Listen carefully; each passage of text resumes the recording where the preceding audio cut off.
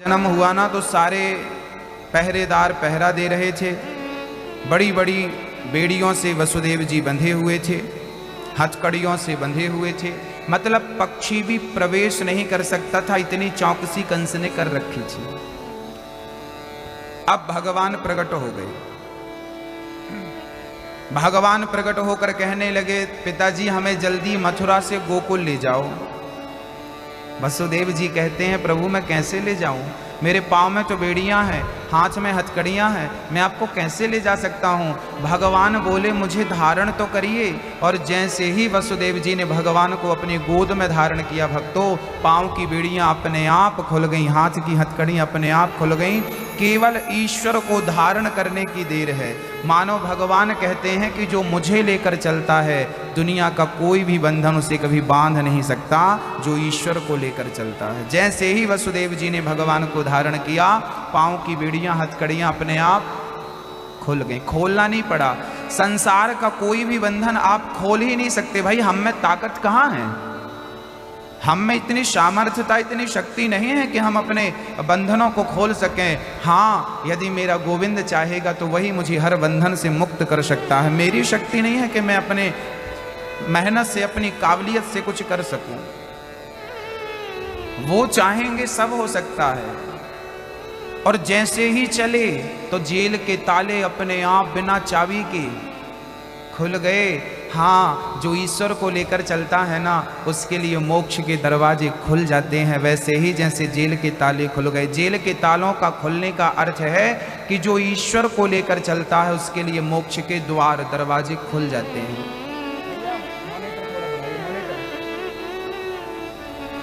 मोक्ष के द्वार खुल जाते हैं उसके लिए जो ईश्वर को लेकर चलता है। और जब वसुदेव जी चले ना तो रिमझिम पानी बरसने लगा। पानी बरसने लगा, अर्थात जो ईश्वर को लेकर चलता है उसके ऊपर कृपा की बरसात तो होती ही है। ये पानी बरसना अर्थात कृपा बरसना। जो ईश्वर को लेकर चलता है उस पर क्या बरसती है।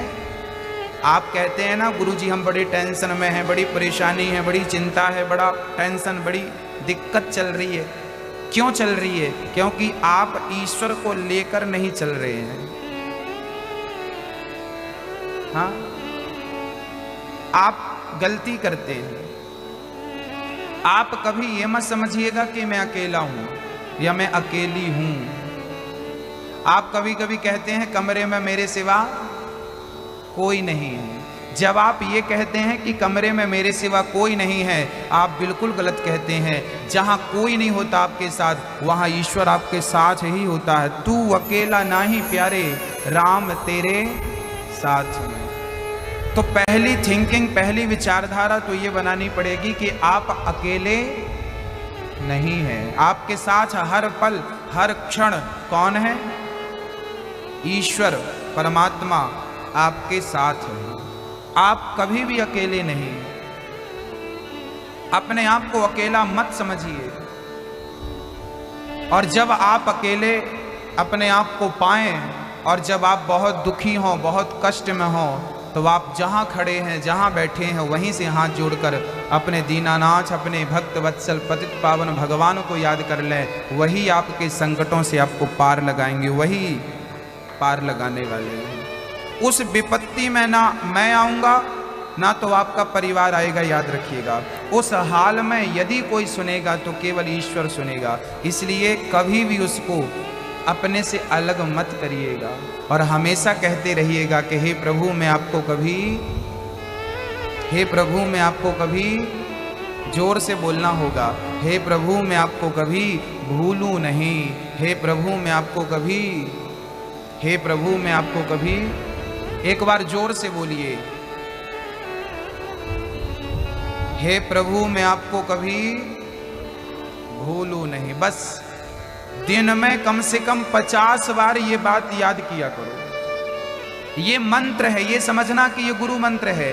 आप रोज काम करते समय जैसे ही आप भगवान को भूल जाएं काम धाम में, तुरंत प्रार्थना, हे प्रभु कृपा ऐसी करो कि मैं आपको कभी भूलूं नहीं। और ये बात कह के हरे राम राम राम हरे हरे, हरे कृष्णा कृष्णा कृष्णा हरे हरे, बस इसका चिंतन करना, जाप करना शुरू कर दीजिए। मैं गारंटी लेता हूँ आपकी, आपके जीवन में कभी संकट नहीं आएगा। और जो एक एक रुपए के लिए आप परेशान हो जाते हैं ना, कभी एक एक रुपए के लिए जो मोहताज हो जाते हैं ना, कभी ये घड़ी आपके जीवन में कभी नहीं आएगी, यदि आप ईश्वर को कभी नहीं भूलेंगे तो।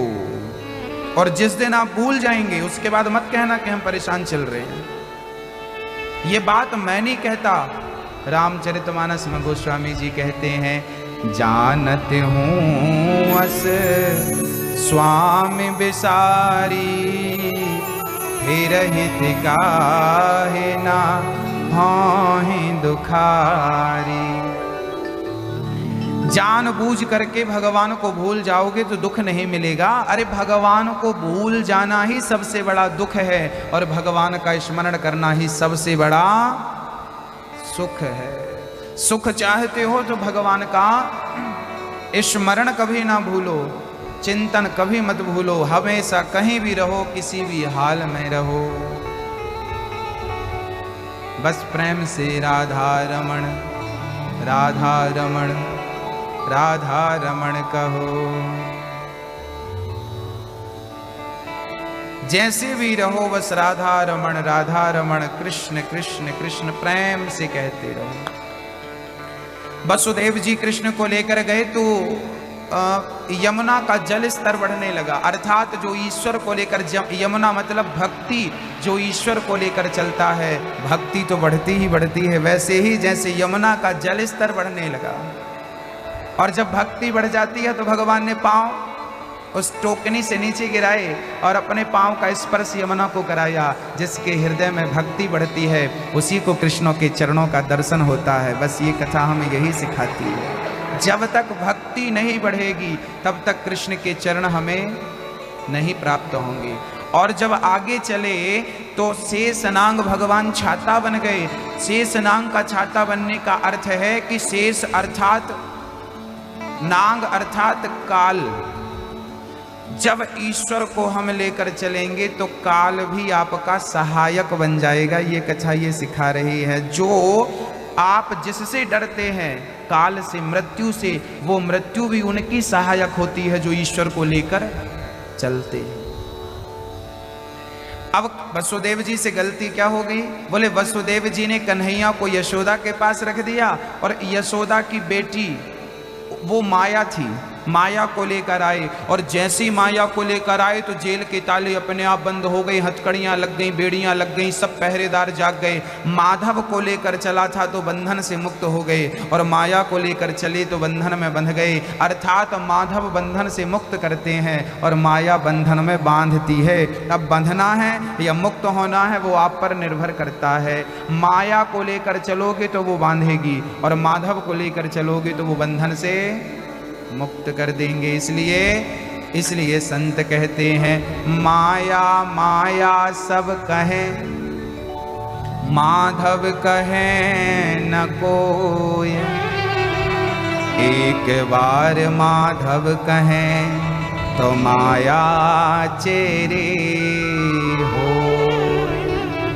इसलिए माया माया नहीं करना चाहिए। माया बड़ी मम माया दुरतया, माया ममता तू न गई मेरे मन से।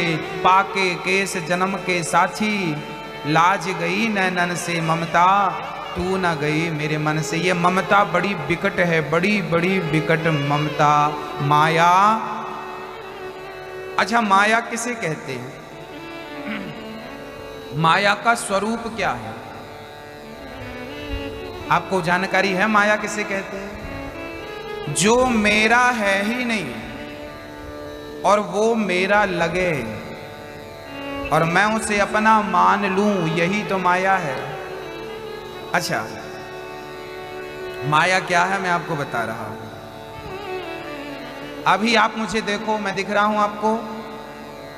अब देखो, अब मैं दिख रहा हूं आपको?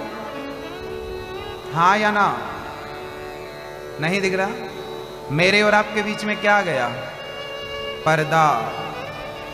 ये जो पर्दा है ना, ये पर्दा हट जाएगा तो मैं तो आपके बीच में हूं ही, लेकिन ये पर्दा आ गया तो मैं आपसे ऐसा लग रहा है कि दूर चला गया। ऐसे ही भक्त और भगवान बहुत दूर नहीं है, केवल ये माया का पर्दा है। माया, ममता, मोह, अहंकार, मद, मत्सरता, कपट, निंदा, चुगली, बुराई, मैं और मेरा जिस दिन छोड़ दोगे उस दिन माया का पर्दा हट जाएगा, और पर्दा जिस दिन हटेगा ईश्वर सामने बैठा नजर आएगा। ये पर्दा ही माया है। कौन सा पर्दा? अहंकार का पर्दा, क्रोध का पर्दा, लोभ का पर्दा, काम वासना का पर्दा, कपट का पर्दा, निंदा चुगली का पर्दा। ये जितने भी पर्दे हैं ये ईश्वर से हमें वंचित रखते हैं, यही नहीं। और हटेंगे कब? एक मछुआरे ने तालाब में जाल डाला, बहुत सारी मछलियां फंस गईं, पर एक मछली बड़ी चतुर थी, वो फंसी ही नहीं। बताओ क्यों नहीं फंसी? क्योंकि वो मछली, पूरे तालाब में जाल डाला मछुआरे ने, पर वो मछली नहीं फंसी उसके जाल में। क्यों? क्योंकि वो मछली बड़ी समझदार थी। वो मछली मछुआरे के पास रहा करती थी, चरणों के पास, पांव के पास। जहां मछुआरा खड़ा होता वहां पर जाके वो भी खड़ी हो जाती, उसके बिल्कुल आसपास नीचे। क्योंकि मछुआरा जाल दूर डालता था, जो मछली मछुआरे से दूर होती थी वो तो जाल में फंस जाती थी, पर जो मछुआरे के चरणों में ही होती थी भला वो जाल में कैसे फंसती। ऐसे ही माया के जाल में वही लोग फंसते हैं जो ईश्वर से दूर होते हैं, जो ईश्वर के चरणों में होते हैं वो कभी माया के जाल में नहीं फंसते। इसलिए अपने आप को गोविंद के चरणों से जोड़ करके रखिएगा।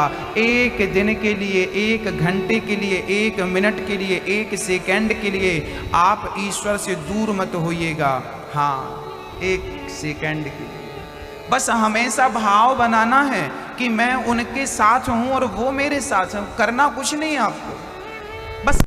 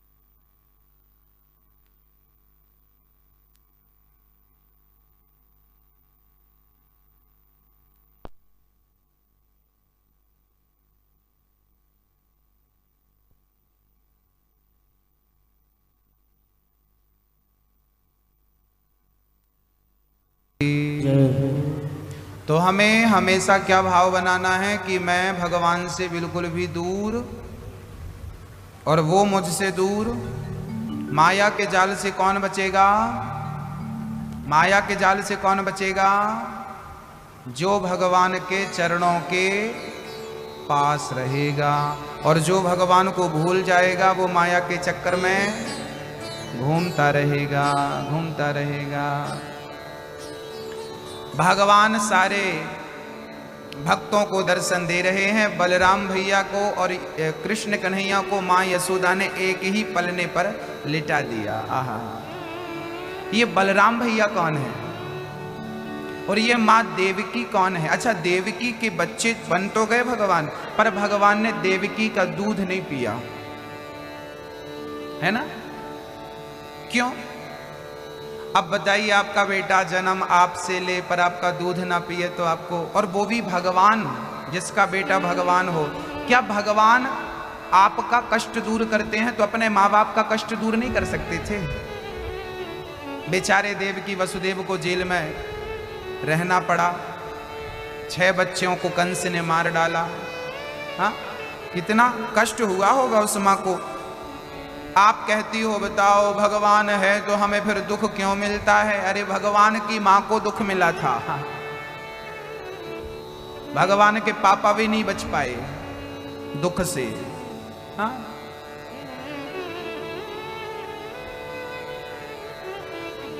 बेचारे दशरथ जी तड़प तड़प के मर गए, तड़पे के नहीं। तो दुख तो जरूरी नहीं है कि आप भगवान के भक्त हैं तो आपको दुख नहीं आएगा, दुख तो आएगा। उन दुखों में भी भगवान को ना भूलना, यही सच्चे भक्तों के लक्षण हैं।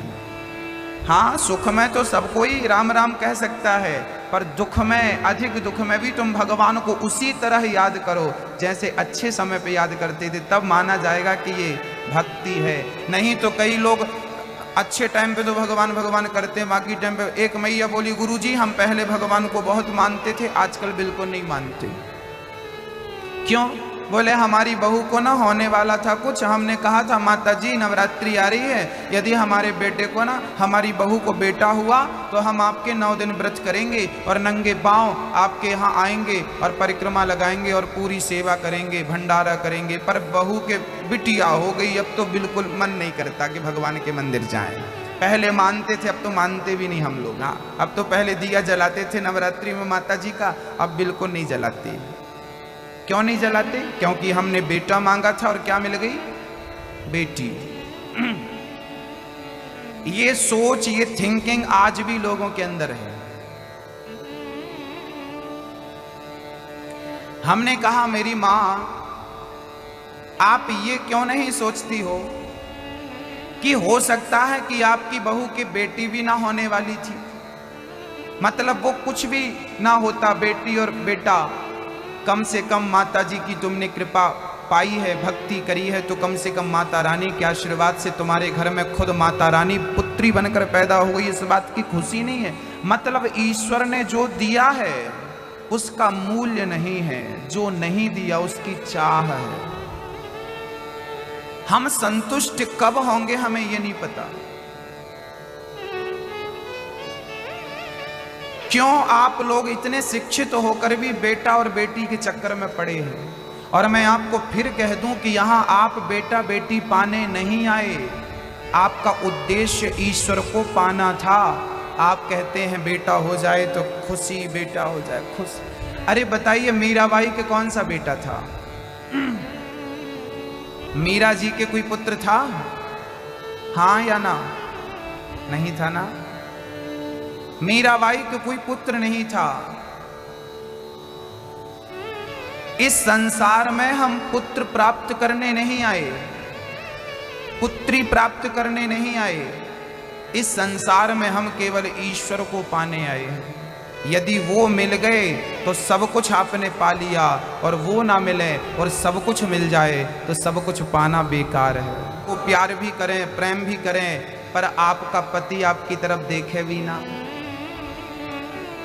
आपका पति आपको पसंद ही ना करे, तो आपको सास का प्यार तो मिलता है, ससुर का प्यार तो मिलता है, देवर का प्यार तो मिलता है, जिठानी देवरानी का प्यार तो मिलता है, दुनिया का प्यार मिलता है, पर पति का प्यार ना मिले तो क्या आपकी जिंदगी खुशहाल रहेगी? हाँ या ना? आपने सब कुछ पाया पर पति के प्यार को ना पाया तो सब कुछ पाना बेकार है या नहीं? बस मेरी माँ, जैसे स्त्री को सबका प्यार मिले पर पति का प्यार ना मिले तो सबका प्यार फीका है, ऐसे ही आपको सब कुछ मिल जाए पर भगवान ना मिले तो सब कुछ मिलना भी बेकार है। उस एक ईश्वर के बिना सब बेकार, सब व्यर्थ, सब कुछ। बच्चे पैदा करना तो पशु पक्षी भी जानते हैं, और आप इंसान होकर केवल बच्चों के लिए रोते रहे, इनके सेवा में ही लगे रहे, तो आत्म कल्याण कब करोगे? आज मैं आपके समक्ष एक बात कहना चाहूंगा। बताइए, हमारे हिंदुस्तान की जनसंख्या कितनी है? जल्दी से बताइए। 130 करोड़। कितनी है? 130 करोड़। 35 हो गई है, अब सुनने में आया है। लगभग 130-35 करोड़ की आबादी हमारे भारत की है। पूरे वर्ल्ड की, पूरी दुनिया की आबादी 7 खरब, 7 अरब, क्षमा करिएगा। इतनी आबादी है हमारे पूरे वर्ल्ड की। हम भारत की बात करें, हमारे देश में 135 करोड़ आबादी है। अब ये बताइए कि इंदौर में मच्छर कितने होंगे? 135 करोड़ मच्छर इंदौर में होंगे कि नहीं? मुझे हाँ और ना में जवाब चाहिए। 135 करोड़ चींटियां होंगी कि नहीं? 135 करोड़ जीव जंतु छोटे छोटे वो होते हैं, वो जो पेड़ पौधों को खाते हैं, वो होंगे कि नहीं होंगे? 135 करोड़ पशु पक्षी, सारे पक्षियों को, सब प्रकार के पक्षियों को मिलाया जाए तो होंगे कि नहीं? हाँ मेरी माँ 100। और नाली का कीड़ा, नाली आपके आसपास देख लेना, वो नालियों में 135 करोड़ कीड़े होंगे कि नहीं? हाँ या ना?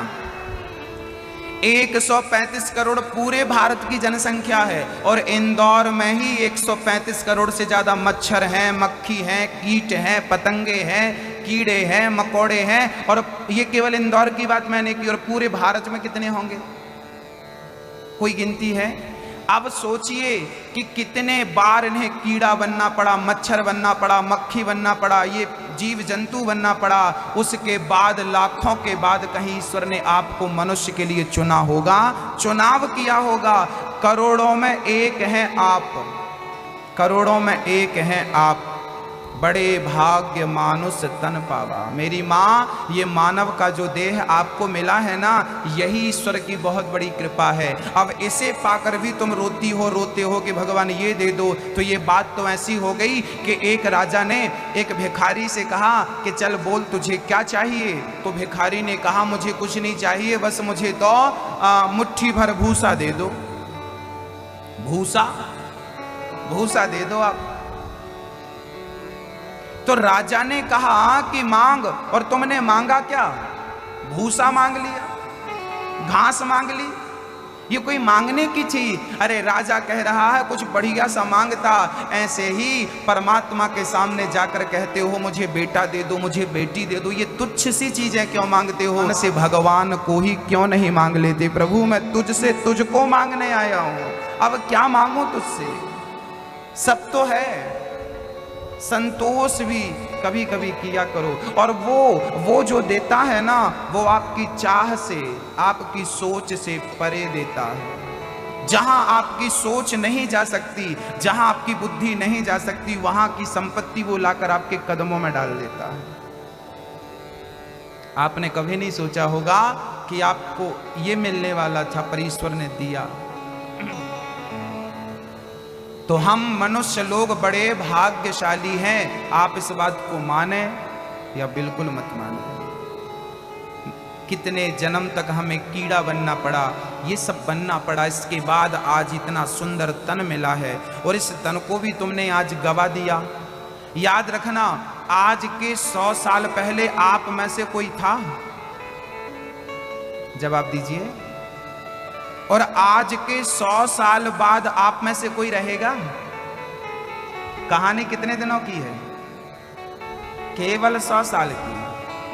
और मैं 100 साल ज्यादा कह रहा हूं। आज के जमाने को देखकर तो लगता है कि 80 साल ही कहूं तो ठीक है ना? तब की यात्रा तो 100 साल की भी होती थी, आज की यात्रा 100 साल की भी नहीं होगी। तो हम लोग अधिक से अधिक 100 साल के मेहमान हैं। आप और हम कितने साल के मेहमान हैं संसार में? हम जैसे कितने आए और मिट्टी में मिल गए, और आगे भी हमको मिट्टी में ही मिलना है। इसलिए इतनी चाह, इतनी इच्छाएं मत करो, मिलना तुम्हें मिट्टी में ही है। मिट्टी की तरफ देखा करो, एक दिन हम मिट्टी हो जाएंगे। चाह त्याग दो, चाह गई चिंता मिटी, मनवा वे परवाह, जिसको कछु ना चाहिए सो ही साहंसा। अद्भुत दर्शन है, आहा। अब भगवान ने मानव का तन दिया है तो आओ उत्सव मनाते हैं। सारे ब्रज में ये बलराम जी कौन है, मैं प्रसंग कह रहा था, ये बलराम जी कौन है, देवकी कौन है। कहते हैं जब माँ कैकई ने राम को 14 साल का वनवास भेज दिया और भरत जी आए तो भरत जी ने डांटा, माँ आपके मुख में कीड़े नहीं पड़ गए जब आपने मुझे वनवास, मेरे भाई को वनवास भेजा। अब तो कैकई माँ रोने लगी कि जिस बेटे के लिए मैंने इतना प्लान किया वो भी मिट्टी में मिल गया। रोने लगी कैकई और तुरंत भरत जी ने चित्रकूट जाने की तैयारी करी, पर भरत जी ने सीधा कह दिया कि मैं चित्रकूट जाऊंगा अपने भाई से मिलने, पर कैकई को लेकर नहीं जाऊंगा, कैकई को लेकर नहीं जाऊंगा। कौशल्या मां, देखिए परिवार के सदस्य कैसे होने चाहिए। यदि एक गलत सोचता है तो दूसरे को आकर के उसे सही सीख देनी चाहिए, ना कि उसके गलत में सपोर्ट करना चाहिए। भरत ने कहा कि मैं राम से मिलने जाऊंगा पर कैकई को लेकर नहीं जाऊंगा। तब कौशल्या मां ने कहा था, भरत यदि तू कैकई को लेकर नहीं गया तो याद रखना तेरी मां कौशल्या भी नहीं जाएगी राम से मिलने। देखिए जरा कैसी थी वो कौशल्या मां, कैसी रही होगी मां जिसको राम ने अपनी मां के लिए चुना। वो कौशल्या मां कहती है, भरत यदि कैकई नहीं गई तो कौशल्या भी नहीं जाएगी। मतलब जिसके पुत्र को वनवास भेज दिया, जिस स्त्री ने, आज उसी स्त्री का सपोर्ट कर रही है कौशल्या माता। उनकी निगाहों में, नजर में कोई अपना पराया बुरा नहीं है। वो समझती हैं कि जो होना था वो हो गया, अब किसी पर गुस्सा करना, किसी से घृणा करना, इससे क्या होगा। इसलिए किसी के प्रति घृणा और द्वेष कभी नहीं रखना चाहिए। भले आपके साथ सामने वाले ने बुरा किया है, पर आपकी समझदारी है कि आप उसके साथ भी बुरा व्यवहार ना करें। भरत जी मजबूर हो गए, अब कौशल्या ने कह दिया, मां ने कह दिया, अब भरत जी चल पड़े नंगे पांव। भरत जी तीनों रानियां पालकी पे बैठी और भरत जी नंगे पांव अपने राम से मिलने गए। आपने भरत जी का मिलन तो कई बार सुना होगा, आज मैं कैकई का मिलन सुनाता हूं आपको। जब राम भरत जी गए, पाहि नाच कहीं पाहि गुसाई, भूतल परिवल पुटकी नाई। भरत जी राम के चरणों में जंगल में जैसी राम का दर्शन हुआ, पैदल चलते चलते कई दिन बीत गए और जब राम के समक्ष श्री भरत जी महाराज पहुंचे, चरणों में गिर पड़े। भरत जी रोने लगे। राम जी ने हृदय से नहीं लगाया भरत जी को, क्योंकि लक्ष्मण जी ने कहा था कि राम जी ये माँ बेटे अच्छे नहीं हैं। पहले माँ ने घर से निकाल दिया और अब उसी माँ का बेटा आ रहा है। अब लगता है वो हमें जंगल में मारने का षड्यंत्र रच रहा है कि 14 साल बाद लौट के आएंगे तो फिर लड़ाई झगड़ा होगा, इसलिए जंगल में ही निपटाओ। तो ये भरत हमसे लड़ने आया है, मारने आया है। बार बार लक्ष्मण जी कह रहे थे और राम जी कह रहे थे, लक्ष्मण मेरा भरत ऐसा नहीं है जैसा तू सोच रहा है। लक्ष्मण जी ने कहा, आप आज्ञा करो, मैं एक बाण से भरत को मार डालूंगा। यदि उसने आपकी तरफ आंख उठाकर देखा तो। जब भरत जी, गलत फहमियां हो गई ना लक्ष्मण जी को कि मां ऐसी है तो बेटा भी वैसा होगा, नागिन का बेटा तो नाग ही होता है, तो ये भी नाग होगा, हमें डसने आया है। अब भरत जी महाराज जैसे ही चरणों में गिर पड़े, राम जी की आंखों से झरझर आंसू गिरने लगे। और जब चरणों में पड़ा हुआ देखा तो राम जी ने उठाया नहीं, राम जी ने लक्ष्मण की तरफ देखा, कहा लक्ष्मण देख, जिसके बारे में तू गलत सोच रहा था वो गलत नहीं, कोयले की खदान में हीरा भी हुआ करता है, ये मत सोचना। कोयले की खदान में हीरा भी हुआ करता है। अब लक्ष्मण जी ने जब कहा कि प्रभु भरत चरणों में गिरे हैं, उठाओ, जब लक्ष्मण से पूछा राम ने कि क्या मैं उठा लूं, अभी तो तुम गुस्सा नहीं हो, हाँ हाँ तुम्हारे प्रति भरत के अंदर कोई द्वेष घृणा तो नहीं है ना, ना। अब हृदय से लगा लिया भरत जी को राम जी ने। भरत जी रोने लगे, राम जी मुझे इस बात का दुख नहीं है कि मुझे पिताजी चल बसे, पिताजी मर गए, इस बात का मुझे दुख नहीं है। दुख इस बात का भी नहीं है कि आप जंगल में आ गए। दुख इस बात का नहीं है कि सीता माता जंगल में आ गई, दुख इस बात का नहीं है कि भैया लक्ष्मण जंगल में 14 वर्ष के लिए आ गए। दुख तो इस बात का है मेरे राम के आप नंगे पांव जंगल में घूम रहे हैं। सीता माता जब शादी कर विवाह करके आई तो कौशल्या माँ ने कमल के पुष्पों का पराग बिछाया था, और जब सीता माँ चल रही थी उस पराग पर तो कमल की एक पंखुड़ी वहां पर रह गई थी। तो सीता माँ ने चिल्लाया, जोर से चिल्लाया। कौशल्या जी ने कहा बेटी क्या हुआ? तब सीता माँ ने कहा था माँ मेरे पांव में ये कमल की पंखुड़ी चुभ गई। जो सीता माँ के चरणों में कमल की पंखुड़ी चुभती थी, आज वो सीता माता जंगल में नंगे पांव अपने पति के साथ रह रही। मुझे इस बात का दुख है राघव कि आप नंगे पांव यहां पर विचरण कर रहे हैं, और इसका जिम्मेदार मैं हूं भरत, मैं जिम्मेदार हूं। मैं पैदा ही ना हुआ होता तो मेरे मां के अंदर सत्ता का लोभ ना होता, और लोभ ना होता तो आपको वनवास कभी ना होता। मैं इसका जिम्मेदार हूं। भरत जी रोने लगे, तब राम जी ने हृदय से लगाया, मत रो भरत। सबने राम से भेंट कर ली, पर राम तो कैकेयी मां की तरफ देख रहे हैं। राम का मन नहीं लग रहा है दुनिया वालों से। प्रथम राम भेंटी कैकेयी, राम से सबने मिल लिया, पर राम ने सबसे पहले भेंट कैकेयी मां से करी। कैकेयी मां की आंखें झुकी थी, सिर झुका था, आंखों में झरझर आंसू बह रहे थे।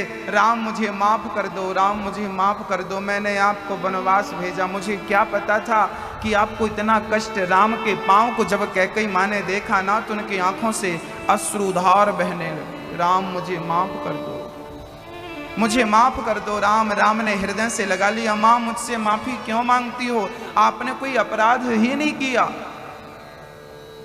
मैंने आपको मां कहा है, और आप मां से कोई अपराध नहीं होता। कैकेयी मां ने कहा कि मैं कैसे समझूं कि तूने मुझे माफ कर दिया? राम ने कहा मां तुम जो चाहती हो आज मुझसे मांग लो। कैकेयी ने कहा राम यदि आपने मुझे माफ कर दिया है तो मुझे एक वचन दो। क्या वचन चाहिए मां? राम ने कहा कैकेयी मां क्या चाहिए? कैकेयी ने कहा राम यदि आपने मुझे माफ कर दिया है तो मुझे वचन दो कि अगले जन्म में आप मेरे पुत्र बनकर के पैदा होगे, आप मेरा बेटा बनकर जन्म लोगे। राम जी की आंखों में आंसू आ गए। मां मैं तो इस जन्म में भी आपका ही पुत्र हूं ना राम, मेरे गर्भ से आप जन्म लो।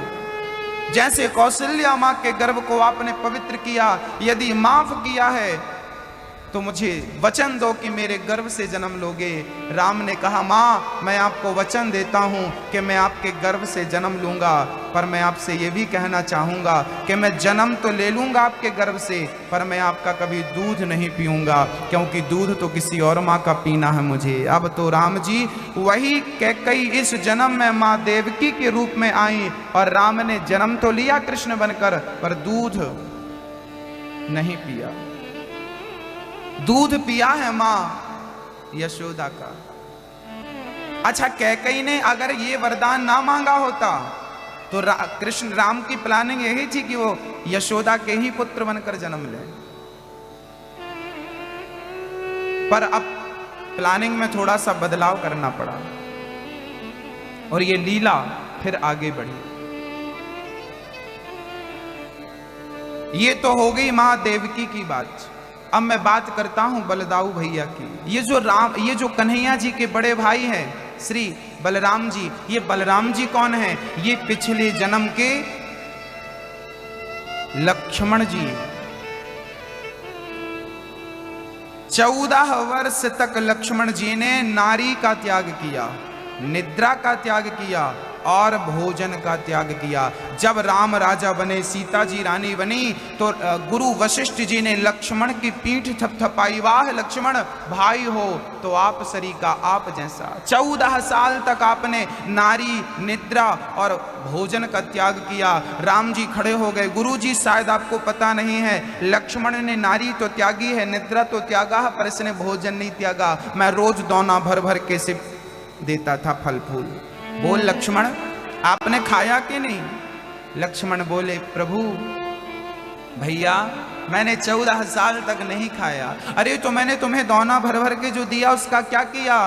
तो लक्ष्मण जी कहते हैं कि मैं दोनों से कह देता था कि देखो ये राम का दिया प्रसाद है, अभी राम की सेवा में लगा हूँ, जब तक राम की सेवा में लगा हूँ तो खाने का समय नहीं है। मैं दोने से कह देता था कि जाओ अयोध्या में और मैं जहाँ कह रहा हूँ वहाँ रहना, और जब तक मैं आ ना जाऊँ, मैं ग्रहण ना कर लूँ, तब तक ये राम का दिया प्रसाद खराब नहीं होना चाहिए, सड़ना नहीं चाहिए।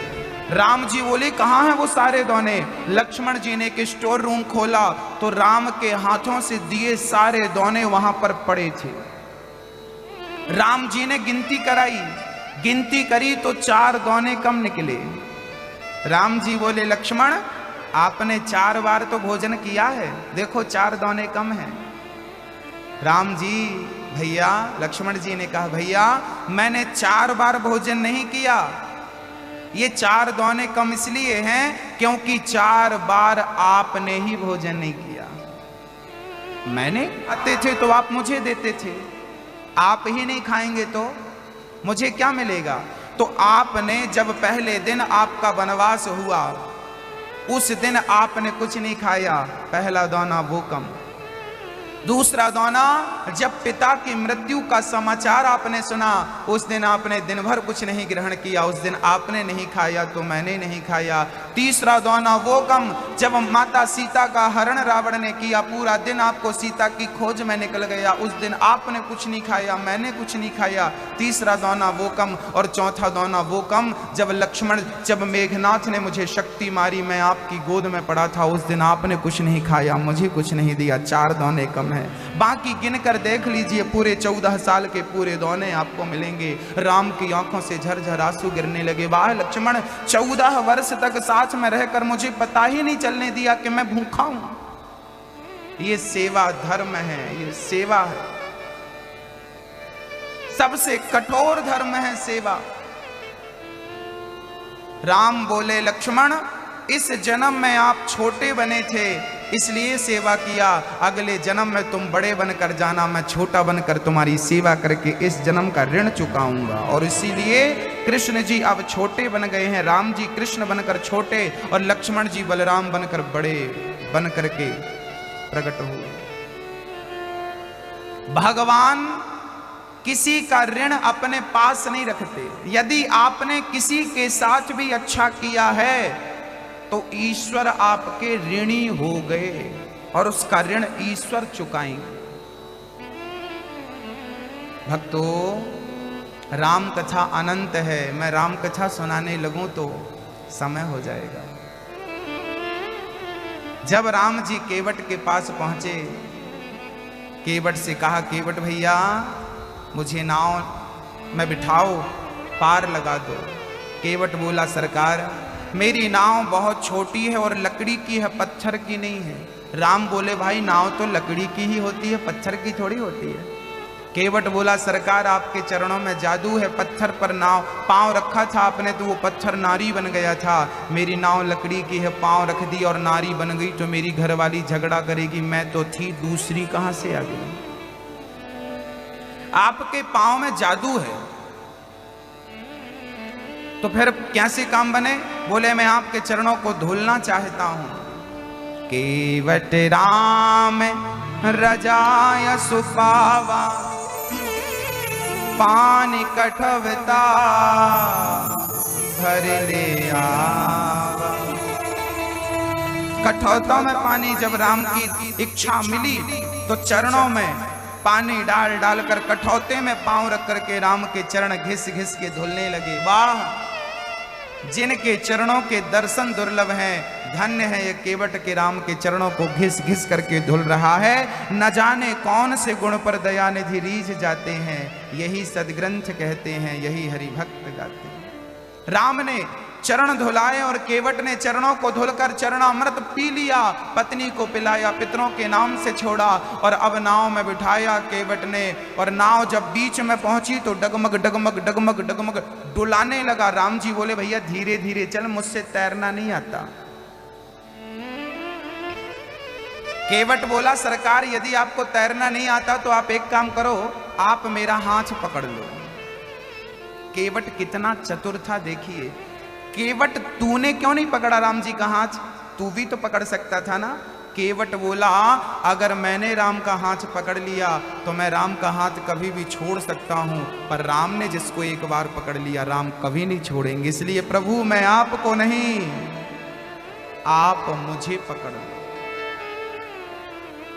इसलिए भगवान को कभी नहीं पकड़ना चाहिए, भगवान को अपना हाथ पकड़ाना चाहिए। प्रभु मैं आपको क्या पकड़ूं, मेरी हैसियत कहां है आपको पकड़ने की, आप पकड़ ले मुझे तो मेरा कल्याण हो जाए। एक बात बताओ, जब माँ बच्चे को मेला घुमाने ले जाती है तो बच्चा माँ का हाथ पकड़ता है या माँ बच्चे का हाथ पकड़ता है? माँ बच्चे का हाथ पकड़ती है या बच्चा माँ का हाथ? कौन किसका हाथ? यदि बच्चा माँ का हाथ पकड़ ले तो बच्चा तो दुकान देखेगा तो माँ को छोड़ के दुकान में घुस जाएगा। यदि बेटे ने माँ का हाथ पकड़ा है तो बेटा कभी भी छोड़ देता है, पर माँ ने हाथ पकड़ रखा है तो बेटे का हाथ कभी नहीं छोड़ती। बस भगवान को अपना हाथ पकड़ा दीजिए। प्रभु मैं तुझे नहीं पकड़ सकता, मेरे अंदर आपको पकड़ने की सामर्थ्यता, हाँ मैं आपको नहीं पकड़ सकता, मैं आपको देख नहीं सकता। एक बार सूरदास जी महाराज एक गड्ढे में गिर गए। सूरदास जी महाराज अंधे थे और सत्संग करने रोज जाते थे। एक दिन रास्ता भटक गए, तूफान चला तो वो एक गड्ढे में जाकर गिर गए। अब गड्ढे पर ही वो कृष्ण नाम जपने लगे, हरे कृष्ण कृष्ण कृष्ण हरे हरे, हरे राम राम राम हरे। सूरदास जी महाराज जब गड्ढे में गिरे, जंगल था, दूर दूर तक कोई नहीं था। तब मेरे द्वारिकाधीश ने देखा कि मेरा भक्त गड्ढे में गिरे हैं, ग्वाल बाल का रूप बनाकर भगवान खुद आ गए। बाबा गड्ढे में गिरे हो, लो मेरा हाथ पकड़ लो, लो मेरा हाथ पकड़ लो। मैं यहां से गुजर रहा था, तुम्हें देखा तो हाथ मैंने बढ़ाया। अब सूरदास जी ने रोते हुए कहा, प्रभु मुझे पता है तुम ग्वाल बाल बनकर आए हो, और सुन लो मैं तो अंधा हूं, मुझे तो पता ही नहीं कि तुम्हारा हाथ कहाँ है, पर तुम्हें तो पता है कि मेरा हाथ कहाँ है, मैं तुम्हें क्या पकड़ूं, तुम मुझे पकड़ लो ना। और सूरदास जी की जब ये बात भगवान ने सुनी, भगवान के नेत्रों से अश्रु की धार बहने लगी और भगवान ने भक्त का हाथ पकड़ा और हल्की सी ठोकर लगाई तो एक झटके में सूरदास जी बाहर आ गए। अरे मुझे तो लगा कुआं बड़ा गहरा है। भगवान बोले गहरा तो नहीं है, आप तो निकलना ही नहीं चाहते थे। सूरदास जी बोले मैं क्यों निकलना चाहूं, जिसको निकालने के लिए खुद द्वारिकाधीश आए तो वो द्वारिकाधीश के हाथ से निकलना पसंद करेगा, अपने आप क्यों निकलेगा। भगवान ने पकड़ा था, अब सूरदास जी लिपट गए हाथ से। भगवान बोले बाबा हाथ क्यों पकड़ लिया। सूरदास जी बोले हमें बुद्धू मत बनाओ, हाँ आप भगवान हो। भगवान बोले मैं ग्वाल बाल हूं, गैया चराने, देख मेरी गैया चर रही है, हमने तुम्हारा भला किया कि तुम्हें गड्ढे से निकाला और तुम तो पीछे पड़ गए, हाथ धुलकर हाथ पकड़ लिया।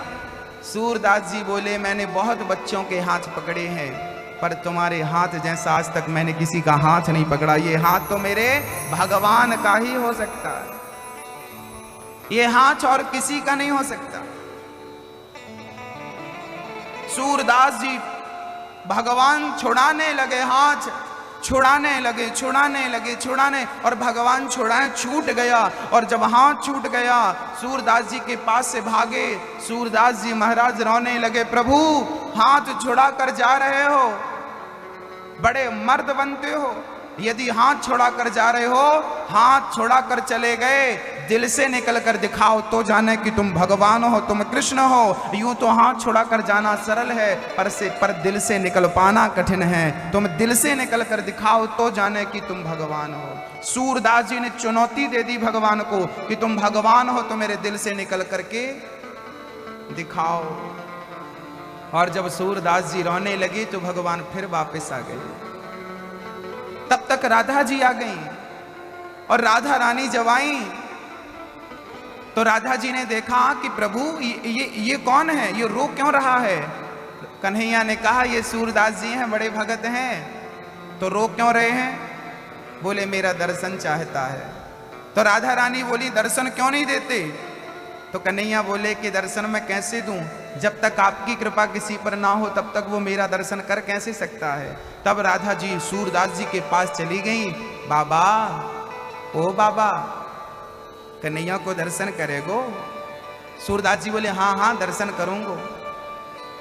कन्हैया बोले राधा बाबा के पास मत जाना, बाबा बड़ा खतरनाक है, पकड़ लेता है, और पकड़ता तो फिर छोड़ता नहीं है। राधा जी बोली ना, हमें तो नहीं पकड़ेगा। अब राधा जी ने अपना हाथ बढ़ाया, देखो मैं तो पास में चली गई, बाबा ने नहीं पकड़ा, देखो मैं और कन्हैया बोले और पास मत चली जाना, पकड़ लेगा बाबा। राधा जी और पास, बाबा तुम हमें पकड़ोगे तो नहीं? सूरदास जी बोले नहीं पकड़ेंगे। सूरदास जी बैठे रहे। अब राधा जी ने अपने चरण सूरदास जी की गोद में रख दिया, और सूरदास जी की गोद में रख के अपने पायल बजाने लगी राधा जी। भगवान बोले राधा रानी पांव आगे मत करना, बाबा खतरनाक है, पकड़ लेगा। मानो भगवान सूरदास जी से कह रहे थे सूरदास चरण तेरी गोद में आ गए, पकड़ पकड़ पकड़ पकड़। और जब भगवान का इशारा सूरदास जी ने सुना तो राधा रानी के चरणों से लिपट गए सूरदास जी महाराज, और चरणों से जब लिपटे तो राधा रानी भागने लगी, और उसी छीना झपटी में राधा रानी की पायल उतर करके सूरदास जी के हाथ में आ गई। ये सच घटना है। सूरदास जी के हाथों में वो पायल आ गई। अब सूरदास जी महाराज उस पायल को हृदय से लगाकर रोने लगे। राधा जी बोली बाबा रास का टाइम हो गया है, हमें निधि वन में जाकर के रास रचाना है, आप पायल दे दो। सूरदास जी बोले पहले दूसरी पायल दिखाओ और इससे मैं मैच करूंगा, तब पता लगेगा कि आपकी है, फिर मैं आपको पायल दूंगा। तब राधा जी ने पायल दी और सूरदास जी के सिर पर हाथ रखा, कृपा की दृष्टि डाली तो सूरदास जी के नेत्र वापस हो गए, और सूरदास जी दोनों आंखों को खोल करके जब देखें तो सामने राधा माधव खड़े थे, राधा कृष्ण खड़े थे। जब राधा रानी को, श्याम सुंदर को इन आंखों से सूरदास जी ने देखा, धन्य धन्य हो गए। अब सूरदास जी पायल अपने हाथ से राधा रानी के चरणों में पहनाते हैं और राधा माधव का दर्शन करके अपने जीवन को कृतार्थ करते हैं। राधा जी कहती हैं सूरदास जी बोलो तुम्हें क्या वरदान चाहिए, मैं तुम्हें देना चाहती हूँ। तो सूरदास जी ने कहा माता जी, माँ मैं पहले जैसा था मुझे वैसा ही कर दो। तुम तो पहले अंधे थे, हाँ हाँ मुझे अंधा कर दो। क्यों, तुम आंखें नहीं चाहते? सूरदास जी ने कहा इन आंखों से एक बार आपको देख लिया है, अब इन आंखों से किसी और को मैं देखना नहीं चाहता। बस इन आंखों को आपके लिए ही मैंने खोला और बस आपको दिल में बसा लिया है, अब किसी और को देखना ना पड़े माँ, इसलिए मुझे अंधा कर दो। मुझे किसी और को इन आंखों से देखना ना पड़े आपके बाद, इसलिए मुझे अंधा कर दो। सूरदास जी को माँ ने फिर वैसा ही कर दिया, जैसे थे वैसा कर दिया। अब सूरदास जी रोज वृंदावन बिहारी जी का दर्शन करने जाएं। एक दिन पुजारी ने कहा बाबा तुम तो अंधे हो, तुम भगवान का दर्शन क्यों करने आते हो? सूरदास जी बोले मैं अंधा हूं, मेरा कन्हैया थोड़ी अंधा है, मैं उसे नहीं देख सकता तो क्या हुआ, वो तो मुझे देख सकता है, और मेरी सामर्थ्यता कहाँ है उसे देखने की, बस वो मुझे देख ले, इतना ही पर्याप्त है, इतना ही पर्याप्त। बस सूरदास जी अद्भुत संत सूरदास जी महाराज, केवट ने भगवान को अपना हाथ पकड़ा दिया। इसलिए कभी भगवान का हाथ नहीं पकड़ना चाहिए सदा। इसलिए मंदिर में जाओ तो दोनों हाथ उठा दो। दर्शन कैसे करना चाहिए मंदिर में? कई लोगों को यह भी पता नहीं होता कि मंदिर जाएं तो दर्शन कैसे करें, मंदिर जाएं तो भगवान से कैसे मिलें। मैं आपको जरा समझाता हूं, बहुत सावधानी से समझिएगा भक्तों। भगवान के मंदिर जाकर के आप लोग मंदिर में भगवान के सामने खड़े हो जाते हैं और सामने खड़े होकर भगवान को प्रणाम करते हैं, ये बिल्कुल गलत है। भगवान के मंदिर जाओ, कभी भी विग्रह के सामने, मूर्ति के सामने खड़े मत हो, क्योंकि भगवान के सामने हनुमान जी हमेशा रहा करते हैं। भगवान के सामने कौन रहा करता है? सदा हनुमान जी रहते हैं। यदि आपने भगवान को सामने से प्रणाम किया तो आपका मुंह तो भगवान की तरफ होगा, पर चरण किसकी तरफ हो जाएंगे? पीछे कौन है? अब आप कहें महाराज जी हनुमान जी का मंदिर तो सामने नहीं है। मंदिर हो ना हो, आप प्रत्यक्ष रूप में हर मंदिर में हर ठाकुर के सामने हनुमान जी का निवास होता ही होता है। हनुमान जी रहते हैं, इसलिए सामने से प्रणाम करोगे तो आपके चरण हनुमान जी की तरफ हो जाएंगे। और फिर भगवान को ही बुरा लगेगा कि देखो मेरे हनुमान की तरफ तुमने पांव कर लिया। इसलिए कभी भी मंदिर जाइए तो भगवान के सामने से भगवान को प्रणाम कभी ना करिए। सामने से हल्का सा थोड़ा किनारे हो जाइए, हल्का सा किनारे। कभी जगन्नाथ जी जाएंगे आप में से कभी कोई जगन्नाथ जी गया है? गया है तो हाथ उठाएं। जगन्नाथ जी, आप कभी जगन्नाथपुरी गए हो तो आपने देखा हो कि जगन्नाथ के भगवान जी के मंदिर में भगवान कभी भी सामने से नजर नहीं आते। जगन्नाथ जी को देखना हो तो किनारे से ही देखना पड़ेगा,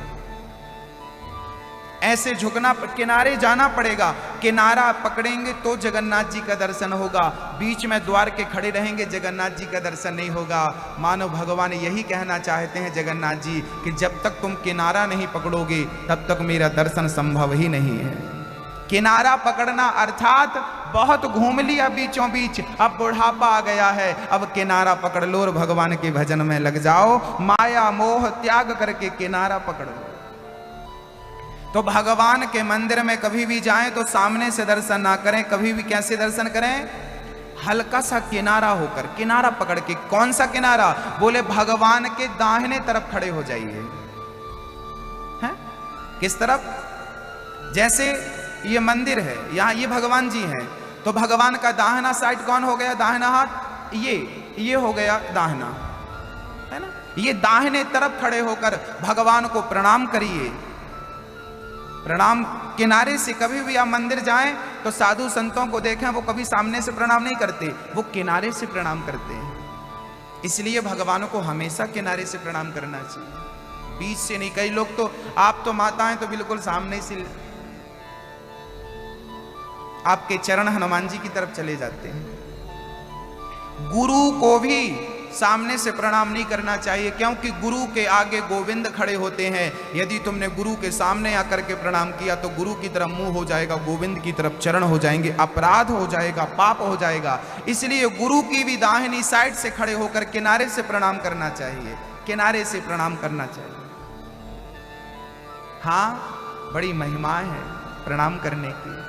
तो भगवान को कभी मंदिर जाओ तो मंदिर जाकर हमेशा दोनों हाथ खड़े जरूर करना चाहिए। करो ऐसे, ऐसे करो। ऐसे करने का क्या अर्थ है? मंदिर कभी भी जाओ तो दोनों हाथ ऐसे उठाना चाहिए और ऐसे हाथ उठाकर भगवान का एक बार दर्शन जरूर करना चाहिए। इसका अर्थ क्या है? अब हाथ नीचे। अब इसका अर्थ बताता हूं। जब पुलिस किसी चोर को, अपराधी को पकड़ती है तो अपराधी अपनी जान बचाने के लिए क्या कहता है? गोली मत चलाना, मैं सरेंडर कर रहा हूं। तो चोर, अपराधी हमेशा भगवान के, पुलिस के सामने हाथ उठाकर आता है कि नहीं? अपराधी हमेशा हाथ उठाकर आता है या नहीं? बस इतना बताओ, हाँ या ना?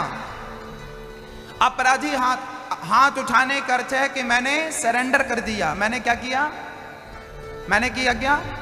हे प्रभु, आज मैं आपके चरणों में सरेंडर करने आया हूं, आज मैं अपने आप को आपके चरणों में समर्पित करने आया हूं। इसलिए दोनों हाथ उठाकर भगवान से कहना चाहिए, हे प्रभु मैं आपकी शरण में हूं, हे प्रभु। और याद रखना, भगवान के मंदिर जाना तो सदा अपराधी की भांति जाना। मैं कौन हूं? मैं कौन हूं? मैं अपराधी हूं। हे प्रभु, मैं आपका अपराधी हूं। क्यों अपराधी हूं? क्योंकि मैं आपको भूल जाता हूं, मेरे से पाप हो जाता है, मैं झूठ बोल देता हूं, मैं कपट करता हूं, मैं अहंकारी हूं, मुझ में लाख बुराई है प्रभु, यही मेरा अपराध है। मैं कैसे आपको अपना मुंह दिखाऊं? भगवान के पास किनारे खड़े हो जाओ। प्रभु आपके सामने खड़े होने की मेरी हिम्मत नहीं, क्योंकि मैं अपराधी हूं। अपराधी बनकर सदा जाना चाहिए और दोनों हाथ उठाकर कहना चाहिए, हे प्रभु मैं आपकी, हे प्रभु मैं आपकी शरण में हूं, हे प्रभु मैं आपकी, जोर से बोलो, हे प्रभु मैं आपकी, हे प्रभु मैं आपकी शरण में हूं, हे प्रभु मैं आपकी शरण में हूं। दोनों हाथ उठा करके अपने आप को समर्पित करना चाहिए। अब सारे ब्रजमंडल में भगवान का उत्सव चालू हो गया। हाँ, अब छोटी छोटी सखियां कन्हैया का दर्शन करने आई तो सारी सखियां कहने लगी, कन्हैया तेरी मां बड़ी गोरी है। पूतना मौसी कृष्ण को मारने चली और जैसे ही कृष्ण के करीब आई, पूतना सज धज करके बड़ी सुंदर बनकर आई और जैसे ही भगवान के पास आई, भगवान ने अपने दोनों नेत्र बंद कर लिए। पूतना को देखते ही भगवान ने अपने नेत्र मूंद लिए पूतना को देखकर। क्यों मूंद लिए? क्योंकि पूतना तन की बड़ी सुंदर थी पर मन की सुंदर अच्छी नहीं थी। तन बड़ा सुंदर था पर मन सुंदर नहीं था। और भगवान कहते हैं जिसका तन सुंदर है मन सुंदर नहीं है, ऐसों को मैं देखना भी पसंद नहीं करता, इसलिए नेत्रों को कर लिया बंद। निर्मल मन जन सो मोहि पावा, मोहि कपट छल छेद्र ना भावा। मुझे कपटी आदमी बिल्कुल नहीं चाहिए। आप बाहर से कुछ और हैं, भीतर से कुछ और हैं, ऐसा व्यक्ति मुझे बिल्कुल पसंद नहीं है। मैया जी, भगवान को क्या चाहिए? बहुत सारी दौलत, बहुत सारा धन चाहिए कि सुंदर सा मन चाहिए? जल्दी से बोलो, क्या चाहिए?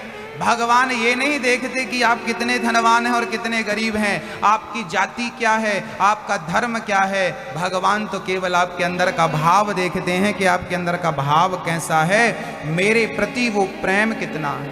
केवल प्रेम राम ही केवल प्रेम प्यारा, जान ले ये जो जान निहारा। राम को क्या पसंद है? प्रेम, भाव। आप पूतना मौसी सज धज कर आई, बड़ी सुंदरी बनकर आई, बड़ी गोरी थी, बड़ी सुंदर थी, पर राम ने, कृष्ण ने देखा ही नहीं, क्योंकि तन सुंदर है मन सुंदर नहीं है। और याद रखना मेरी माँ, आप में से गंगा जी कितनों ने स्नान कर लिया? हाथ उठाओ। जिसने एक बार भी गंगा नहाया हो तो हाथ उठा सकता। आपने स्नान किया, मैं आपको प्रणाम करता हूँ। थोड़ा सा पुण्य मुझे भी मिलेगा आपके स्नान का। अब मेरे छोटी सी प्रार्थना है, वो स्वीकार करिएगा। अब की बार कभी मौका लगे गंगा जी जाने का, अब की बार, अब तो नहा लिया सो हो गया, अब की बार कभी आपको गंगा जी जाने का मौका लगे तो आप गंगा जी जाना, पर साथ में एक सीसी में अपने घर की नाली का पानी भर के और ढक्कन लगा के उससे गंगा जी साथ लेकर जाना और गंगा जी में डाल देना। 2 दिन 4 दिन 6 दिन, जितने दिन गंगा जी के तट पर रुकना है बढ़िया रुकना, और जब आने लगना तो वो सीसी निकाल कर ले आना और फिर वही सीसी का ढक्कन खोल के सबको पिलाओ, गंगा जी का जल पियो, गंगा जी का जल पियो, गंगा जी का जल। पिएंगे आप लोग? नहीं पिएंगे। गुरुजी वो गंदा है, वो सीसी में हमने गंदी नाली का पानी भरा था। अरे भाई, आपने गंदी नाली का पानी भरा और वो तो गंगा जी में 6 दिन से पड़ी रही, तो क्या 6 दिन में शुद्ध नहीं हुई? हुई कि नहीं भाई? जवाब दो। 6 दिन तक सीसी गंगा में डूबी रही, क्या शुद्ध हुई? क्या शुद्ध हुई? क्या शुद्ध हुई? शुद्ध नहीं हुई। क्यों नहीं शुद्ध हुई? क्योंकि उसका ढक्कन लगा था, पानी ऊपर से गुजर रहा था, अंदर जैसा था वैसा ही है। ऐसे ही आपने गंगा इतने बार स्नान कर लिया, गंगा नहा लिया, पर आपका मन जैसा था गंदा का गंदा वैसा ही रहा, तो गंगा स्नान करने का अर्थ क्या? गंगा कई बार नहाया पर ना तो कपट धुला, ना तो लोभ धुला, ना तो काम धुला, ना क्रोध धुला, तो गंगा क्यों गए थे भाई? फालतू खर्चा करके आ गए, किराया भाड़ा सब व्यर्थ चला गया। गंगा स्नान का अर्थ ये नहीं कि तुम डुबकियां लगाओ। गंगा स्नान करने के बाद भी आपके मन में यदि क्रोध बना रहा, लोभ बना रहा, अहंकार बना रहा और ये बुराइयां, निंदा, चुगली नहीं छूटी तो गंगा स्नान करने का क्या फायदा। वो सीसी 6 दिन तक पड़ी रही, क्या शुद्ध हो सकी? क्यों नहीं हुई? क्योंकि गंगा का पानी बाहर से तो गुजर रहा था पर अंदर एक बूंद नहीं गया। तो शुद्धि जो गंगा की है, शुद्धता जो गंगा की है, वो शुद्धता मन तक नहीं पहुंची और मन को शुद्ध नहीं किया तो गंगा स्नान का कोई अर्थ नहीं। जो मन की मैल न धोई गंगा क्या जरूरत थी इसको 16,108 शादी करने की? ये भी एक ही शादी करते ना, क्या जरूरत थी? अब देखो सारा ताना हमें सुनना पड़ रहा है। क्या जरूरत थी मैदान छोड़ के भागने की? ताना हमें सुनना पड़ रहा है।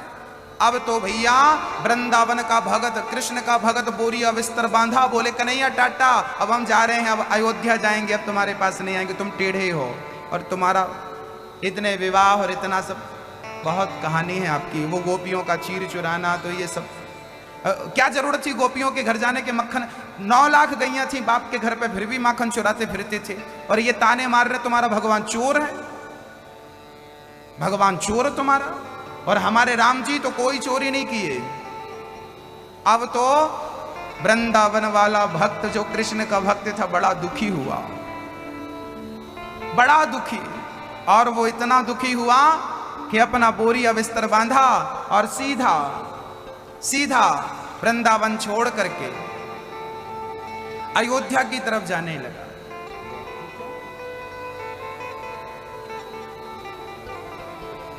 जाने लगा। अब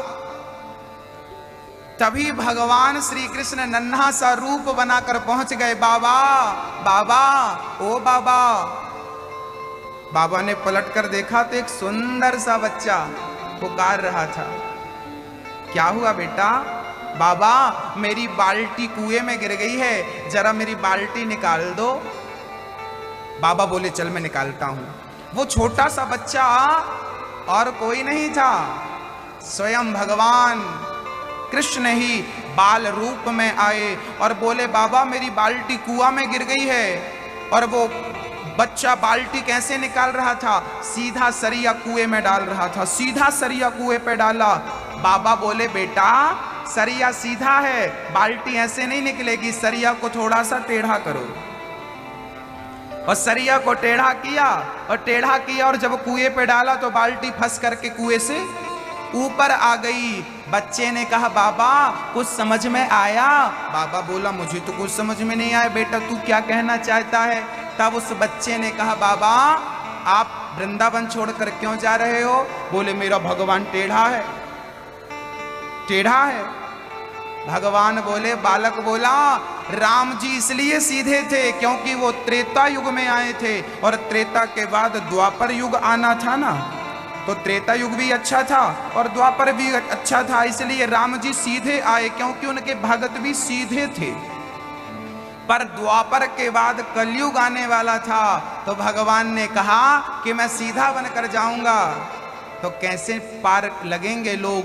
जैसे कुएं में बाल्टी गिरी तो बाल्टी निकालने के लिए सरिया को टेढ़ा करना पड़ा, ऐसी मेरी टेढ़ी टांग पकड़ेंगे तो ही संसार के कुएं से ये पार हो सकेंगे, इसलिए मैं टेढ़ा बनकर गया हूं और लीला भी मैंने टेढ़ी की है। क्योंकि संसार क्या है? संसार कुआं है, तेना परहि भव कूपा। यह पूतना को मारने के बजाय भगवान ने तार दिया। जो पूतना भगवान को मारने आई भगवान ने उसे भी वो गति दी जो यशोदा और कौशल्या को मिलना चाहिए थी।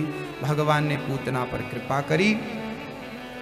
अब भगवान ने एक दिन करवट बदले तो माँ यशोदा ने उत्सव रखा।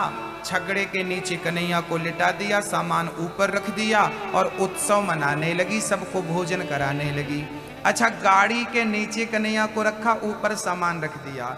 और जब भगवान ने देखा कि मैया ने मुझे नीचे लिटा दिया, ऊपर सामान रख दिया, तो रोने लगे। पर मैया ने नहीं सुना तो भगवान ने एक ठोकर लगाई छकड़े पर, तो शकटासुर नाम का दैत्य बैठा था। शकटासुर जाके इंद्र के कंस के द्वार पर गिरा और गाड़ी ऊपर घूमती घूमती धड़ाम से जमीन में गिर पड़ी।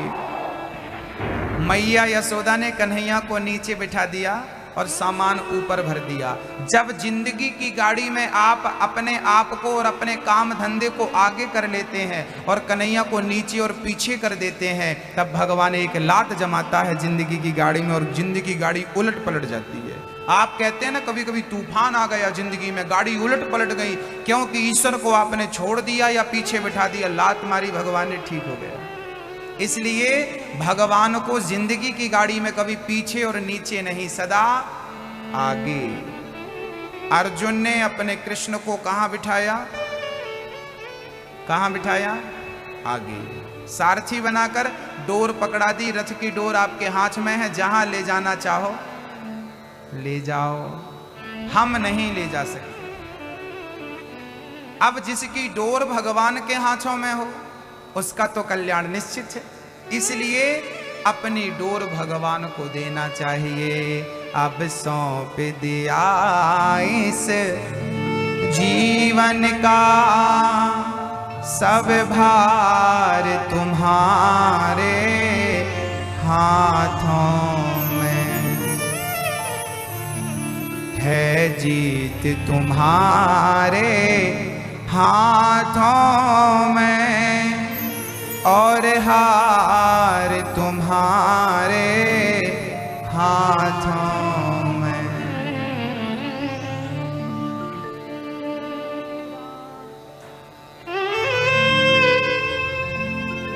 भगवान को पाने की केवल इच्छा हो। मेरा निश्चय बस एक यही,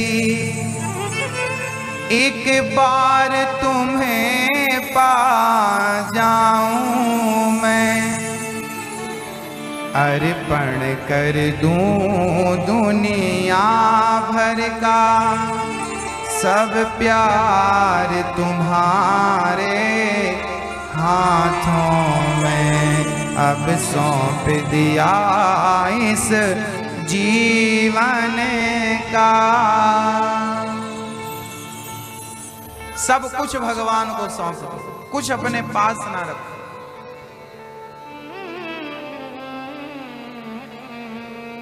अर्जुन ने अपना सारथी बनाया, हम कहते हैं आप भी अपने जीवन की डोर दे दो।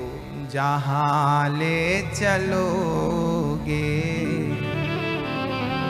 वहीं मैं चलूंगा, जहां ले चलोगे वहीं मैं चलूंगा, जहां नाथ रख दो वहीं मैं रहूंगा। बस सौंप देना है अपने आप को। अब तो भगवान श्री कृष्ण थोड़ा बड़े हुए, अब भगवान का एक राक्षस से और पाला पड़ गया, तृणावर्त आ गया। भगवान ने तृणावर्त माँ की गोद में बैठकर दूध पी रहे थे, तृणावर्त आया, भगवान ने अपना वजन बढ़ाया और तृणावर्त भगवान माँ यशोदा पालने पे लेटाकर काम पे लग गई। तृणावर्त आकर भगवान को लेकर भागा, भगवान ने वजन बढ़ाया, तृणावर्त को लगा मैंने पत्थर तो नहीं उठा लिया काला सा। भगवान बोले सारी दुनिया पत्थर में कृष्ण का दर्शन करती और तुम कृष्ण को पत्थर समझ रहे हो, पत्थर से पटक के मारेंगे। भगवान ने जो सिर पटका दुष्ट का उद्धार हो गया, भगवान ने कृपा करी। अब भगवान ने शकटासुर पर कृपा करी। अब आया है भगवान नंद बाबा कहने लगे क्या बताऊं लाला पर बड़े बड़े संकट आ रहे हैं, कैसे दूर हैवेंगे। तो गर्गाचार्य जी आए तो गर्गाचार्य जी से कहा प्रभु मेरे बच्चों का नामकरण संस्कार कर दो। गर्गाचार्य जी ने भगवान का क्या किया? नामकरण संस्कार। भगवान अच्छा हमारे सनातन धर्म में कितने संस्कार होते हैं? कितने? 4। भैया कह रहे हैं 4, आप बताओ कितने संस्कार दादाजी? मैया ओ मैया 16 संस्कार होते हैं हमारे सनातन धर्म में। 16 संस्कार होते हैं। सबसे पहला संस्कार क्या है? गर्भाधान संस्कार। गर्भाधान संस्कार प्रथम संस्कार है और अंतिम संस्कार आखिरी संस्कार है, अंतिम संस्कार। आजकल 15 संस्कार लोगों को पता नहीं, बस एक ही संस्कार पता। कहां गए थे? बोले अंतिम संस्कार में। एक जिंदा है, बाकी सब पता नहीं कहां भटक रहे हैं। अच्छा, बच्चों के अंदर क्या होना, बच्चों के पास क्या जरूरी है? धन होना जरूरी है या संस्कार होना जरूरी है? हमारे पास क्या होना जरूरी है, धन या संस्कार? इसलिए मैं आप लोगों से, यहां बैठे हर पिता से, यहां बैठी हर मां से मैं हाथ जोड़कर विनती करना चाहूंगा, और टीवी के माध्यम से जो सुन रहे हैं आप भी ध्यान पूर्वक सुनिए। मैं आप सभी से प्रार्थना करना चाहूंगा कि अपने बच्चों को धन बिल्कुल मत दीजिए, धन से पहले संस्कार दीजिए, क्योंकि संस्कार देने के बाद धन दिया जाएगा तो वो धन कई गुना बढ़ाएगा बच्चा, और संस्कार के बिना धन दे दिया जाएगा तो जितना दिया है वो मिट्टी में मिला देगा। हमारे बुजुर्ग एक कहावत कहते हैं कि पूत कपूत तो क्यों धन संचय, और पूत सपूत तो क्यों धन संचय। अर्थात बेटा नालायक है तो उसके लिए कमा के रखने की जरूरत नहीं है, और लायक है तो भी रखने की जरूरत नहीं है। नालायक है तो कितना भी दे दो मिट्टी में मिला देगा, और लायक है तो कमा कर खा लेगा, उसकी चिंता करने की जरूरत ही नहीं है। तो बच्चों को केवल संस्कार देने की जरूरत है। वो माता पिता अंधे हैं और दुश्मन है, माता शत्रु पिता वैरी ये न वालो न पाठिता, न शोभते सभा मध्य हंस मध्य बको यथा। ये श्लोक आपने भी पढ़ा होगा अपनी क्लास में।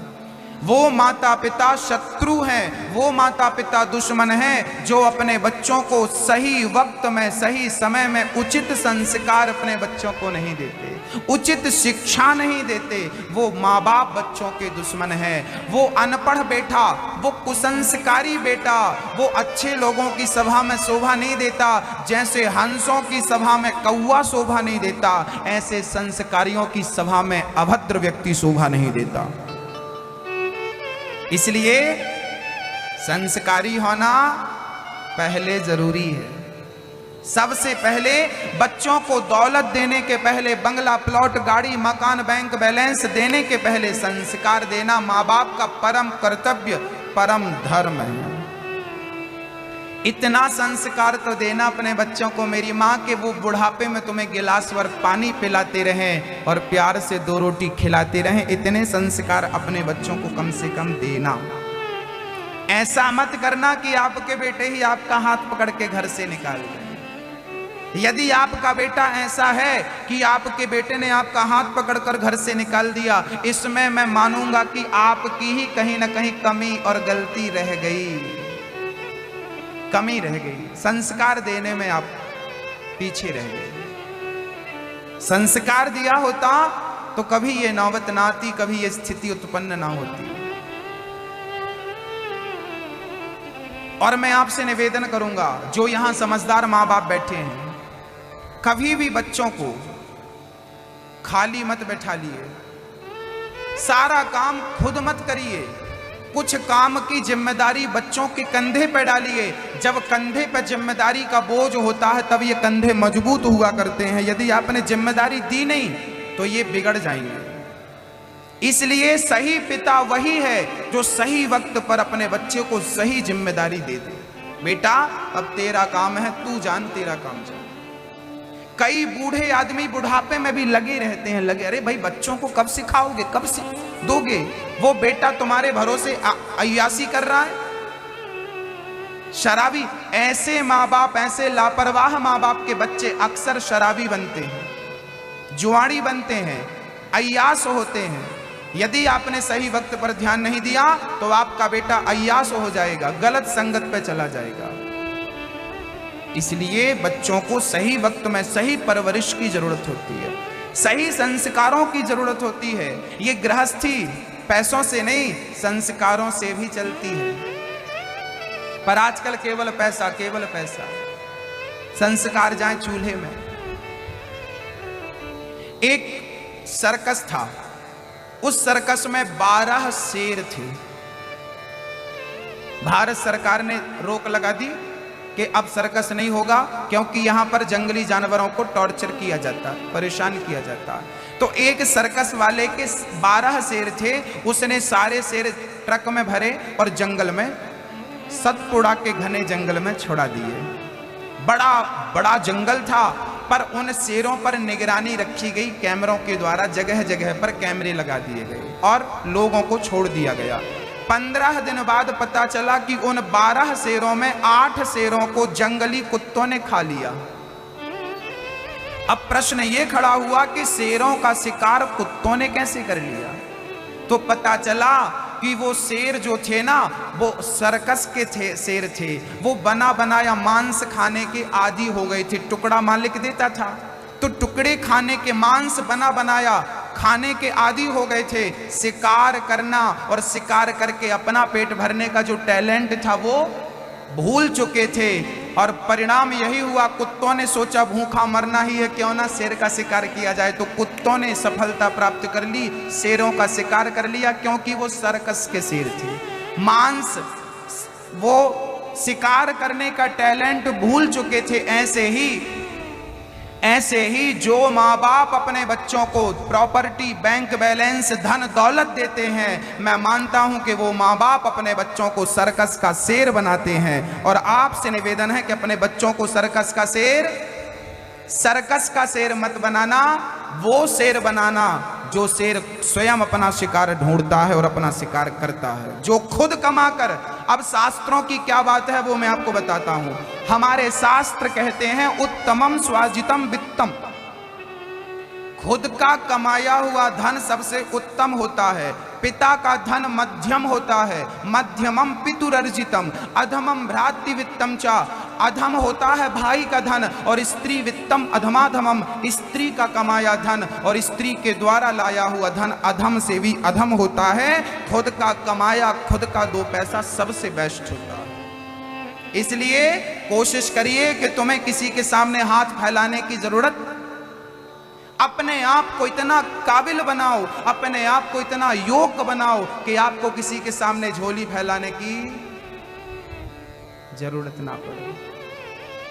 खुद कमाओ। हम कहते हैं पिता का धन भी आपको लेने की जरूरत नहीं। पिता से कहो कि आप अपना धन परोपकार में, समाज की सेवा में लगाओ, मुझ में काबिलियत होगी तो मैं आपसे ज्यादा कमा सकता हूं। पिता की संपत्ति पर निगाहें डालने वाला पुत्र उत्तम नहीं माना जाता।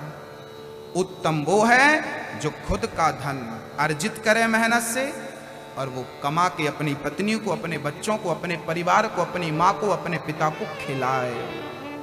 बाप के धन पर निर्भर रहना अच्छे बच्चों के संस्कार नहीं है।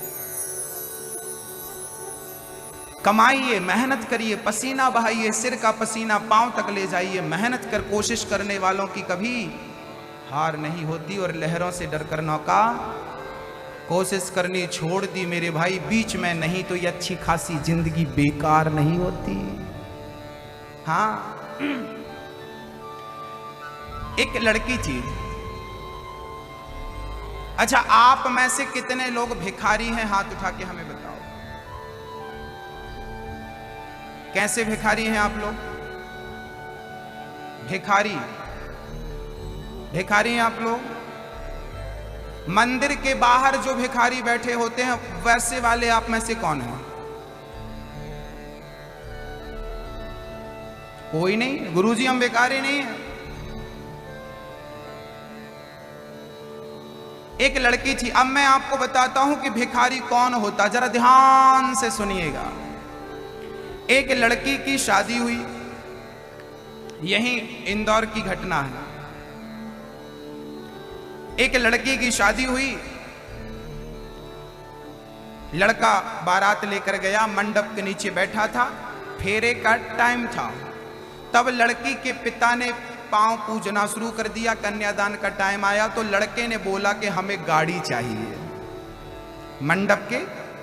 मंडप के नीचे बैठ करके कहा कि हमें कार चाहिए, गाड़ी। लड़की का पिता थोड़ा आर्थिक स्थिति में कमजोर था। लड़के वाले बड़े पैसे वाले थे, पर लड़की का पिता थोड़ा कमजोर था। उसकी हैसियत नहीं थी कि वो गाड़ी गिफ्ट करे अपने दामाद को, पर जिद किया है और समाज में नाक भी तो है, ये भी तो लेके चलना पड़ती है। अब मंडप के नीचे लड़का मुंह फाड़ रहा है कि हमें गाड़ी चाहिए, तो उस बाप ने, लड़की के बाप ने, मैं सच घटना बोल रहा हूं आपको, ये कल्पना नहीं है, ये सत्य घटना है, उस लड़की के पिता ने रातों रात अपना घर गिरवी रख दिया, गिरवी रख दिया, और किसी से पैसे लेकर के विदाई के पहले सुबह बढ़िया सी गाड़ी खरीद करके 8-10 लाख की जो उसकी हैसियत थी वो गाड़ी लाया और लड़के को गाड़ी पर बिठा करके लड़की को विदा किया। 15 दिन हो गए, लड़की अपने ससुराल में थी, लड़का बोला चलो आज तुम्हें गाड़ी पे घुमा के लाते हैं। अब लड़की गाड़ी पे बैठी, लड़का कार चला रहा है, और चलते चलते चलते चलते वो अन्नपूर्णा की गली से निकला। सुबह का टाइम था, रोड बिल्कुल खाली था, और नया सीखा और नई गाड़ी, वो 80 के नीचे बात नहीं कर रहा था, और गाड़ी बड़ी तेज थी, बड़ी स्पीड पे थी। उसी समय कुछ भिखारी मंदिर के बाहर बैठे थे, और भिखारी मंदिर के बाहर वो लड़की बोल रही है कि जरा आहिस्ता चलाओ, धीरे चलाओ, धीरे, पर लड़का मानने को तैयार नहीं। और जब गाड़ी स्पीड पे आगे बढ़ी, मंदिर के बाहर कुछ भिखारी बैठे थे, उनसे ध्यान भंग हो गया, समय पर कंट्रोल ना हो पाई, लड़की ने आवाज लगाई वो मर जाएंगे, ब्रेक लगाओ, ब्रेक लगाओ, और वो लड़का ब्रेक पर चढ़ा, घिसटती हुई गाड़ी भिखारी के पास जाकर खड़ी हो गई। अब लड़का आग बबूला कार से उतरा और भिखारियों पर टूट पड़ा, मूर्खो, तुम भिखारियों का कोई दीन धर्म नहीं है, आज तुमने हमारी जान ले ली होती, क्या जरूरत थी रोड में बैठ के भीख मांगने की, तुम जैसे भिखमंगों का देश नहीं है ये। और जो बरसा, जो गालियां दिया साहब, तभी वो लड़की ने आकर अपने पति को शांत कराया, इन्हें गालियां मत दो, इन्हें। लड़की ने 100 रुपए निकाले, और 100 रुपए निकालकर एक भिखारी के हाथ में प्यार से पकड़ा दिया। अब वो अपनी पत्नी पर बरस पड़ा, क्या जरूरत थी तुम्हें इस भिखारी को पैसे देने की, तुम जैसे लोग इनका मनोबल बढ़ाते हैं, ये भिखारी रोड में बैठते हैं और एक्सीडेंट होता है।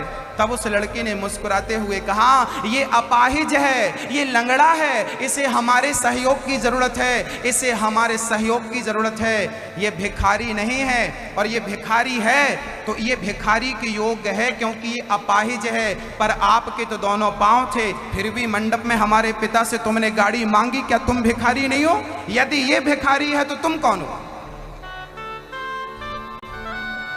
ये भिखारी है तो आप कौन हो? ये मंदिर के बाहर बैठकर मांगता, तो मंडप के नीचे बैठ के मांगते हो, भिखारी तुम भी हो। अरे ये तो अपाहिज है, इसे पैसों की जरूरत है, पर भगवान ने तो तुम्हारे दोनों पांव दिए हैं, कमाकर गाड़ी खरीद नहीं सकते थे? बाप की गाड़ी चाहिए हमारे, गिरवी रख दिया उस बाप ने, घर तब तुम्हें गाड़ी दिया, तुम तुम्हारी जरूरतें पूरी की। लेने वाला हर वो व्यक्ति भिखारी है। इसलिए मैं आपसे हाथ जोड़कर विनती करता हूं कि अपने बेटे को इतना काबिल बनाना, इतना काबिल बनाना कि उसे किसी के सामने झोली फैलाने की जरूरत ना पड़े और किसी से भीख मांगने की जरूरत ना पड़े। शादी करो लड़की से और प्यार से उसके साथ जीवन व्यतीत करो, ना कि दहेज की बुरी परंपराओं को आप आगे बढ़ाओ। ये दहेज की परंपराएं हमारे भारत से समाप्त होनी चाहिए या नहीं होनी चाहिए? तो हाथ उठाकर समर्थन करो। आज से आप कसम खाइए सावन के महीने में कि आप कभी दहेज नहीं लेंगे, नहीं लेंगे, इसकी कसम खाइए। आप दहेज लेंगे और जितना बड़ा आदमी होता उतना बड़ा मुंह फाड़ता है,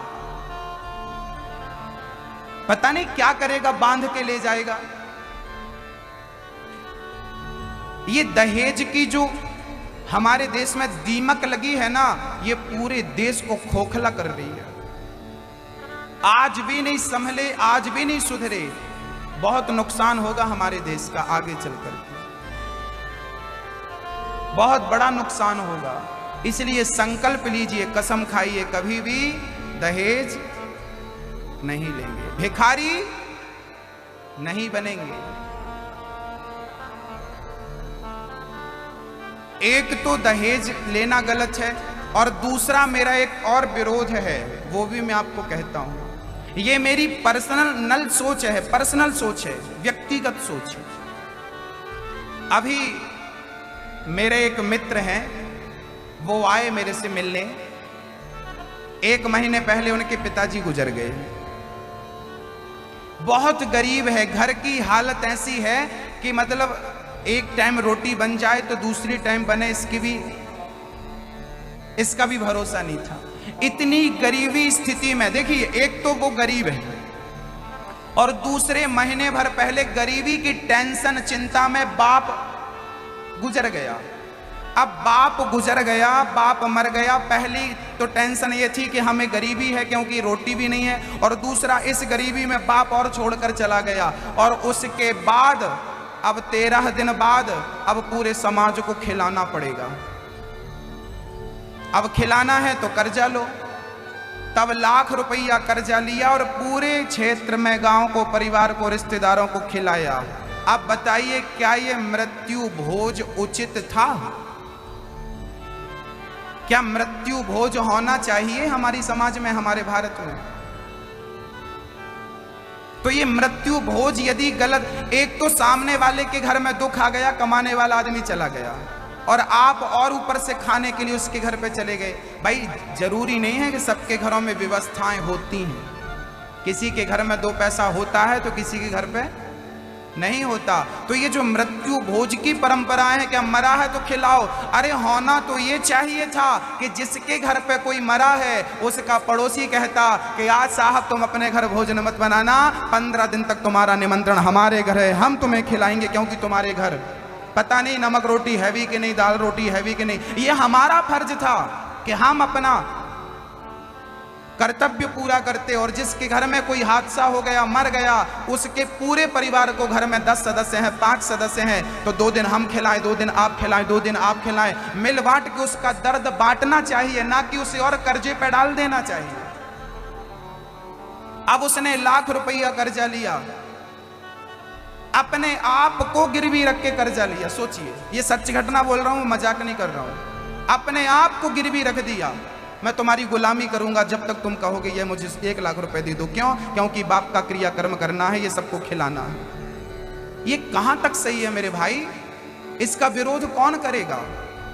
जब तक अज्ञानता थी तब तक ठीक था, अब समझदार हो गए हो, आप 21वीं सदी में जी रहे हो। ये मृत्यु भोज बिल्कुल बंद। आपके घर में कोई मरा है, गुजरा है, तो हाँ, आपके जो रिश्तेदार हैं 2, 4, 10 लोग, उनको खिलाइए।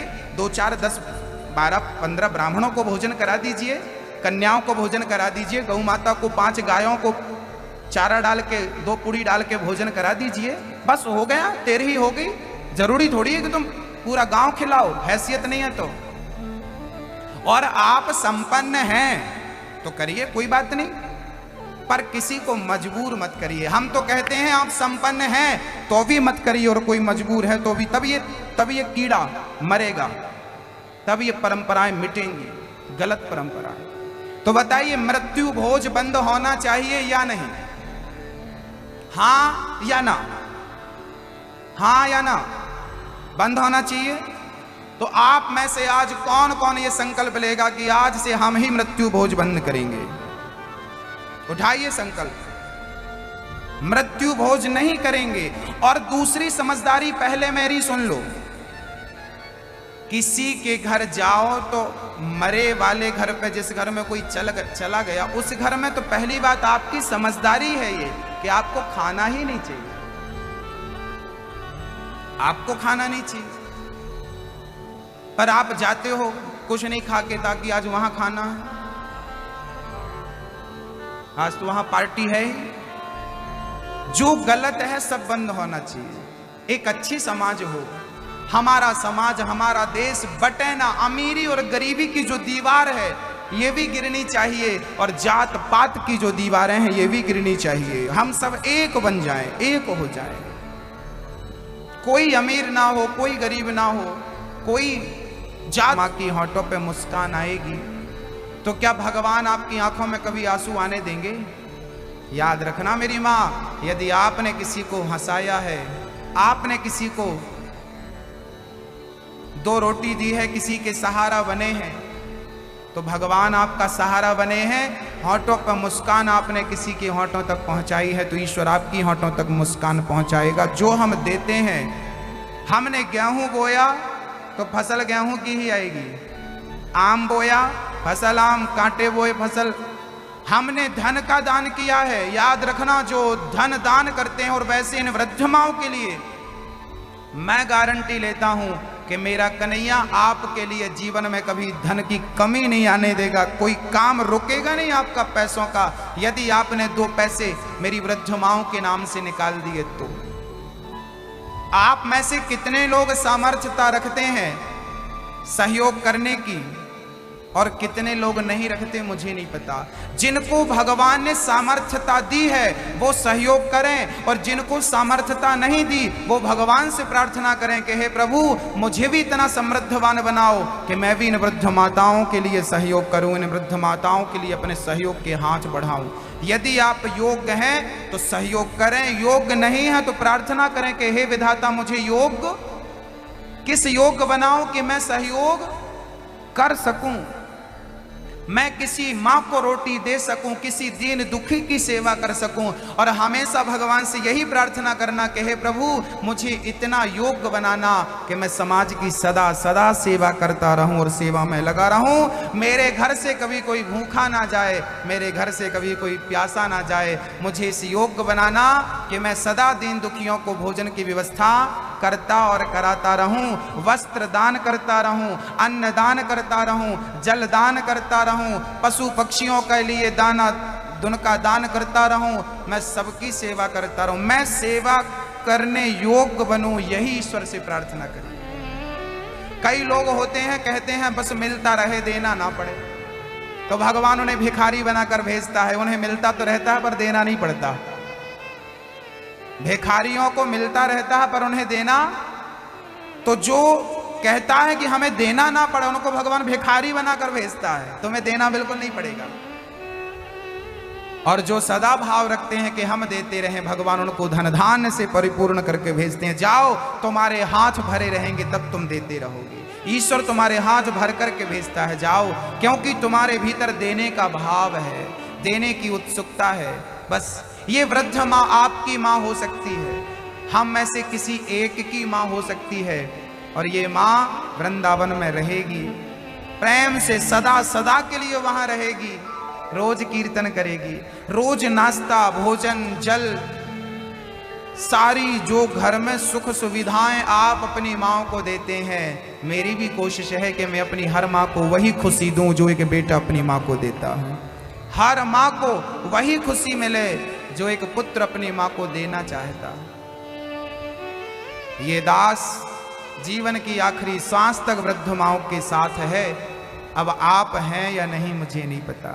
हमारे भैया श्री गणेश जी, आपने तो जैसा कि कल हमने आपको सूचित किया था कि आपने अपने स्वर्गीय माता पिता की सर्व पितृश्वर की असीम कृपा से प्रेरणा स्तोत्र श्रीमती माता जी धापू देवू स्वर्गीय पिता श्री दुर्गालाल जी की प्रेरणा से श्रीमती मीना और गणेश अग्रवाल जी ने श्रीमती अदिति पलकेश अग्रवाल जी पलक अग्रवाल जी के द्वारा 63,000 रुपये का सहयोग किया गया, इसलिए कि हम सभी के द्वारा 3 वृद्ध माताओं को आजीवन भरपेट भोजन प्राप्त होता रहे। भगवान इन्हें संपन्नता दें, धन धान्य बरसता रहे, कभी कमी ना हो। जब आप कमी नहीं करते तो ईश्वर भी कमी नहीं करता। यदि ईश्वर ने आपको योग्यता दी है तो सहयोग जरूर करिएगा। आपके सहयोग 21,000 दान करने से एक माँ दोनों टाइम भरपेट भोजन करती रहेगी आजीवन। आप एक बार में नहीं दे सकते तो 1000-1000 रुपए महीने करके भी दे सकते हैं। 21 महीने में आपके 21,000 पूरे हो जाएंगे और वो 21,000 आपका किसी माँ को प्राप्त होगा भोजन बन करके। हमारे बुजुर्ग पहले पेड़ पौधे लगाते थे, पीपल लगाते थे, आम लगाते थे, वट वृक्ष लगाते थे, इसलिए कि हमारे जाने के बाद भी ये पेड़ लगा रहे और इस पेड़ की छांव लोग लेते रहें, पक्षी घोंसला बनाते रहें, लोग फल खाते रहें। हमारे जाने के बाद भी वृक्ष जिंदा रहते हैं कि नहीं? ऐसे ही आपका दिया 21,000 आपके और मेरे ना रहने पर भी वो जिंदा रहेगा, और आपके और मेरे ना रहने पर भी वो 21,000 का ब्याज मेरी माँ भरपेट। जो व्यक्ति निंदा चुगली करेगा वो ना चाहे तो भी परेशान रहेगा, क्योंकि वो नेगेटिविटी उसके साथ है ना। भाई एक बात बताओ, माचिस है, माचिस की तीली निकालो और जरा जलाओ, तो माचिस की तीली किसी और को बाद में जलाती है, माचिस की तीली स्वयं को पहले जलाती है। बात सही है कि गलत है? माचिस की तीली भैया किसी और को दिया बाद में जलाएगी, चूल्हे को बाद में जलाएगी, लेकिन वो तीली पहले स्वयं को जलाएगी। बोलो हाँ कि ना? यही है।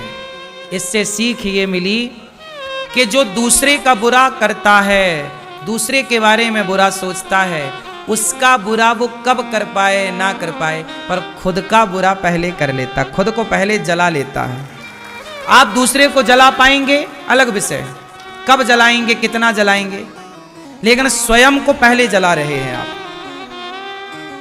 ये निंदा और चुगली के साइड इफेक्ट।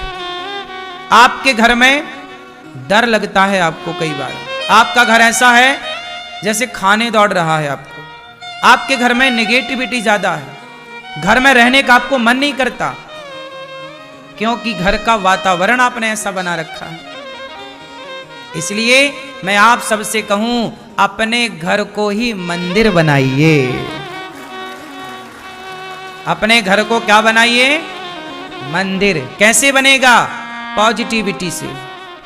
कोई गलत बात ना करिए, ना गलत बात करने वालों को घर में कोई आए तो उसका स्वागत सत्कार ऐसे करिए जैसे भगवान का सत्कार हो रहा है। किस घर में भगवान होते हैं?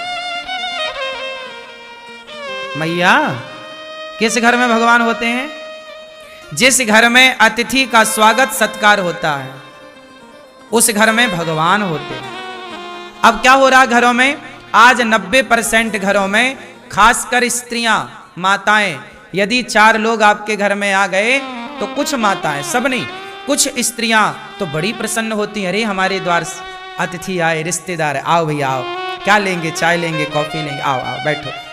अंदर से प्रसन्नता है कुछ स्त्रियों को कि मेरे घर मेहमान आए, मेरे घर अतिथि आए, मेरे घर साधु आए, मेरे घर ब्राह्मण आए, मेरे घर कन्या आई। कुछ लोग भीतर से खुश हो जाती हैं महिलाएं और पुरुष, अरे मेरे घर तो अतिथि आए, आओ क्या खाएंगे, ये खाओ ये खाओ ये खाओ, तुम्हारे लिए ये बनाएंगे, खाओ पियो। और कुछ लोग कैसे होते हैं, किसी के घर मेहमान आ गए तो उनका सिर चढ़ जाता है, अरे कहाँ आ गए, बनाना पड़ेगा खाना। मेहमानों को देख करके जिन स्त्रियों का सिर चढ़ता है वो घर ही नरक की श्रेणी में चला जाता है, अपने आप नरक की लिस्ट में चला गया। उस घर में भगवान कभी नहीं आते। जिस घर अतिथि जिस घर में नहीं आए, अतिथि का सम्मान जिस घर में नहीं हो, उस घर में भला भगवान का क्या काम है? इसलिए कहते हैं अतिथि देवो। जिस घर में मां प्रसन्न है, जिस घर में मां खुश, पिता खुश, अतिथि खुश, वहां भगवान भी चल कर जाते हैं।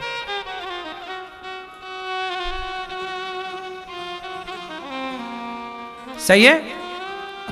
इसलिए मेरी मां तुम गृहस्थ हो।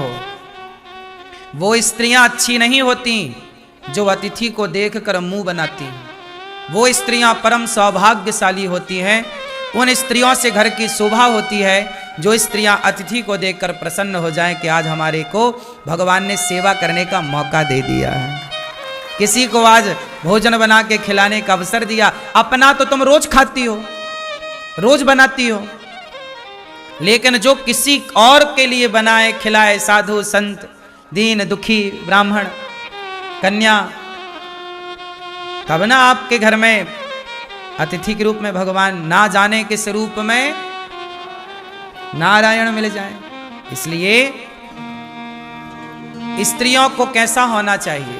इसलिए मैंने आपको कथा सुनाई कई बार कि माता यशोदा पिछले जन्म में धरा थी। माता यशोदा पिछले जन्म में कौन थी? क्या नाम था उनका? धरा। माता यशोदा पिछले जन्म में धरा थी और वो संतों की सेवा ही करती थी। कोई आए द्वार पर तो खिलाती, और काम क्या करती? जंगल की लकड़ियां काटती।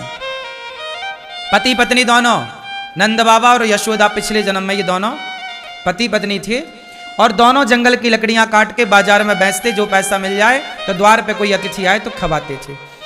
एक दिन इनके द्वार पर भगवान आ गए, और भगवान के लिए इन्होंने, जब इनके घर में खाने का रोटी नहीं थी तो किसी से मांगने चली गई कि पैसा उधार दे दो। उसने कहा कि तुम बड़ी सुंदर हो, बहुत अच्छी दिखती हो, यदि तुम अपने स्तन हमें दे दो तो हम स्तन लेकर के और फिर तुम्हें पैसे देंगे।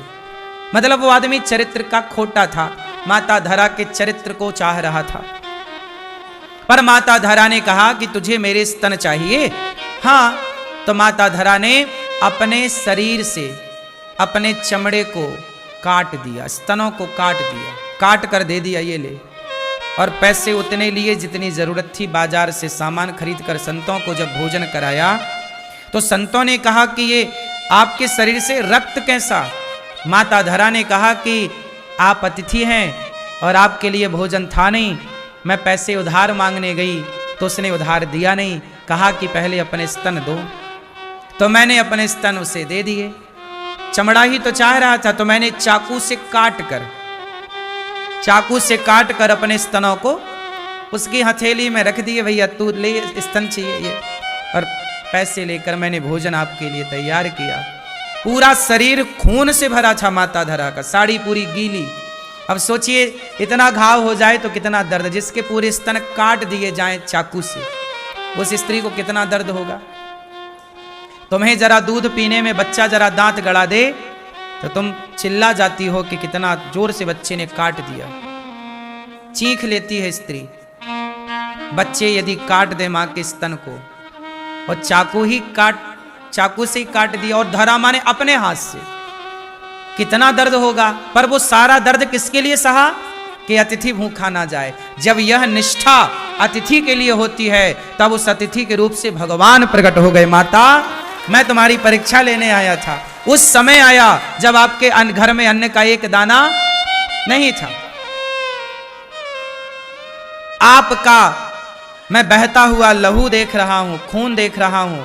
अगले जन्म में मैं आपका दूध पीकर आपका ऋण चुकाने आऊंगा। वही धरा यशोदा बनी और जगत के पालनहार परमात्मा को माता धरा की संत सेवा का ऋण चुकाने के लिए कृष्ण बनकर उनकी गोद में लेटकर माता का दूध पीना पड़ा। पैदा हुए देवकी से, प्रकट भय प्रकट कृपाला तमद्भुतम बालकम मुझे क्षणम चतुर्भुजम शंख गदायुधायुधम। प्रकट भय देवकी से, पर दूध किसका पिया? देवकी माता का दूध नहीं पिया श्री कृष्ण ने। क्यों?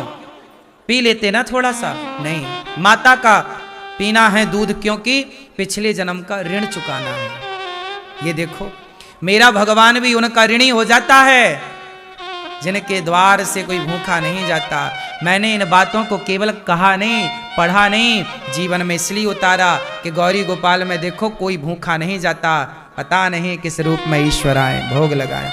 इसलिए गौरी गोपाल में अतिथि की सेवा हो रही है, और हमारे अतिथि आप हैं, और अतिथि हैं भगवान। आप ही हमारे लिए भगवान हैं, कोई और भगवान क्या होगा साहब? आप सब ही भगवान हैं।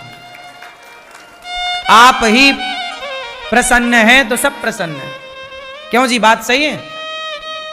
इसलिए गौरी गोपाल में अतिथियों को भरपेट भोजन मिल रहा है कि नहीं? बोलो हाँ या ना। कोई जात नहीं देखी जा रही है, कोई रूप रंग धर्म मजहब पंथ नहीं देखा जा रहा है, सबको पेट भर रोटी परोसी जा रही है। क्यों जी, बात सही है? सबके साथ गौरी गोपाल में एक सा व्यवहार है। आप रसोई में जाइए, सबको एक साथ भोजन में लाइन में लगकर सबको एक साथ भोजन मिल रहा है। बात सही है कि गलत है? ये सब संभव है। आप भी गृहस्थ हैं, हम भी गृहस्थ हैं, सब कुछ संभव है। हमने अपने आसपास निंदा चुगली को भटकने नहीं दिया। हम भी तो निंदा करें, चुगली करें तुम्हारी तरह बैठे बैठे? टाइम ही नहीं है सब करने का। टाइम है तो पढ़ने लग जाते हैं, सत्संग करेंगे, अच्छी बातें करें, हम क्यों किसी के बारे में गलत बात करें। होंगे आप में लाख दोष, होंगे आप में लाख अवगुण, पर मैं क्यों देखूं। आपके पड़ोसी में 1 लाख अवगुण होंगे, आप देख भी लोगे तो पाओगे क्या। अवगुण देखने ही हैं, दोष देखने ही हैं, तो औरों के नहीं, खुद के दोषों को देखिए और अपने दोषों को देखकर अपने को बेहतर कीजिए। बुरा जो देखन मैं चला, बुरा न मिलिया कोई, जो दिल खोजा आपुना, हमसे बुरा ना। मैया सुन रही हो मेरी मां। इसलिए कहता हूं, ध्रुव जी अपने पिता के, अपनी सौतेली मां के अपमान से परेशान ना होकर गुरु वचनों पर चलकर प्रभु को पाया, अपने जीवन को बैकुंठ बना लिया ध्रुव जी ने। इसलिए भगवान ने बैकुंठ खाली कर दिया ध्रुव के लिए। आपको बताऊं, ध्रुव जी किस लोक में रहते हैं? बोलो, ध्रुव जी कहां रहते हैं? ध्रुव लोक में।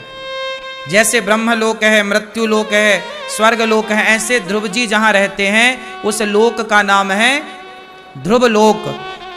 ध्रुव लोक, ध्रुव जी के पहले वह लोक बैकुंठ था। पहले भगवान नारायण वहीं रहते थे, पर भगवान नारायण ने अपने लिए बैकुंठ अलग बनाया और अपना घर ध्रुव जी को दे दिया। देखो, ये भक्ति की ताकत है, ये प्रेम की ताकत है। ध्रुव लोक जो है वह बैकुंठ ही था, पर है पहले भगवान श्रीमन नारायण वहीं रहते थे। फिर जब ध्रुव जी की तपस्या देखी, कहा पुत्र मैं तुझे अपना घर देना चाहता हूं, अपना गिफ्ट कर दिया भक्त को, और अपना दूसरा फिर भगवान ने बैकुंठ बनाया। तो भगवान अपना घर देने को तैयार हैं। यही तो पूछा किसी ने राम से कि राम, आपने अयोध्या का राजा बना दिया भरत को, आपने विभीषण को राजा बना दिया लंका का, आपने विभीषण को लंका का राजा बना दिया। यदि कल रावण आपकी शरण में आ जाए कि राम मुझे क्षमा कर दो, राम जी विभीषण को कहां का राजा बना चुके हैं? जोर से, कहां का? लंका। जो संपत्ति से रावण ही दीन दिए दसमात, सोई संपत्ति विभीषण ही सकुच दीन रघुनाथ। राम जी ने विभीषण का राज्य तिलक कर दिया। विभीषण क्या बन गए? राजा। कहां के? अच्छा, राम जी से किसी ने कहा कि विभीषण को तो आपने लंका का राजा बना दिया, यदि रावण आपकी शरण में आ जाए और कहे कि क्षमा कर दो, तो फिर रावण को कहां का राजा बनाओगे? आपकी तो बात झूठी हो जाएगी। फिर तो या तो विभीषण को राजा बनाओ या रावण को। तब राम ने मुस्कुराते हुए कहा कि यदि रावण मेरी शरण में आ गया तो शरणागत कहूं जे तजही, मैं त्यागता नहीं शरण में आए हुए को। जो शरण में आ जाएगा उसे मैं त्यागूंगा नहीं। सन्मुख हो ही जीव मोहि जबहि, जन्म कोटि अघनासहि तबहि। शरण में आ गया यदि रावण, तो मैं विभीषण को लंका का राजा बना चुका हूं। रावण शरण में आएगा तो मैं रावण को अपने बैकुंठ का राजा बना दूंगा। भगवान है ना, भगवान तो ऐसी कई पृथ्वी तुरंत प्रकट कर सकते, कई बैकुंठ बना सकते हैं।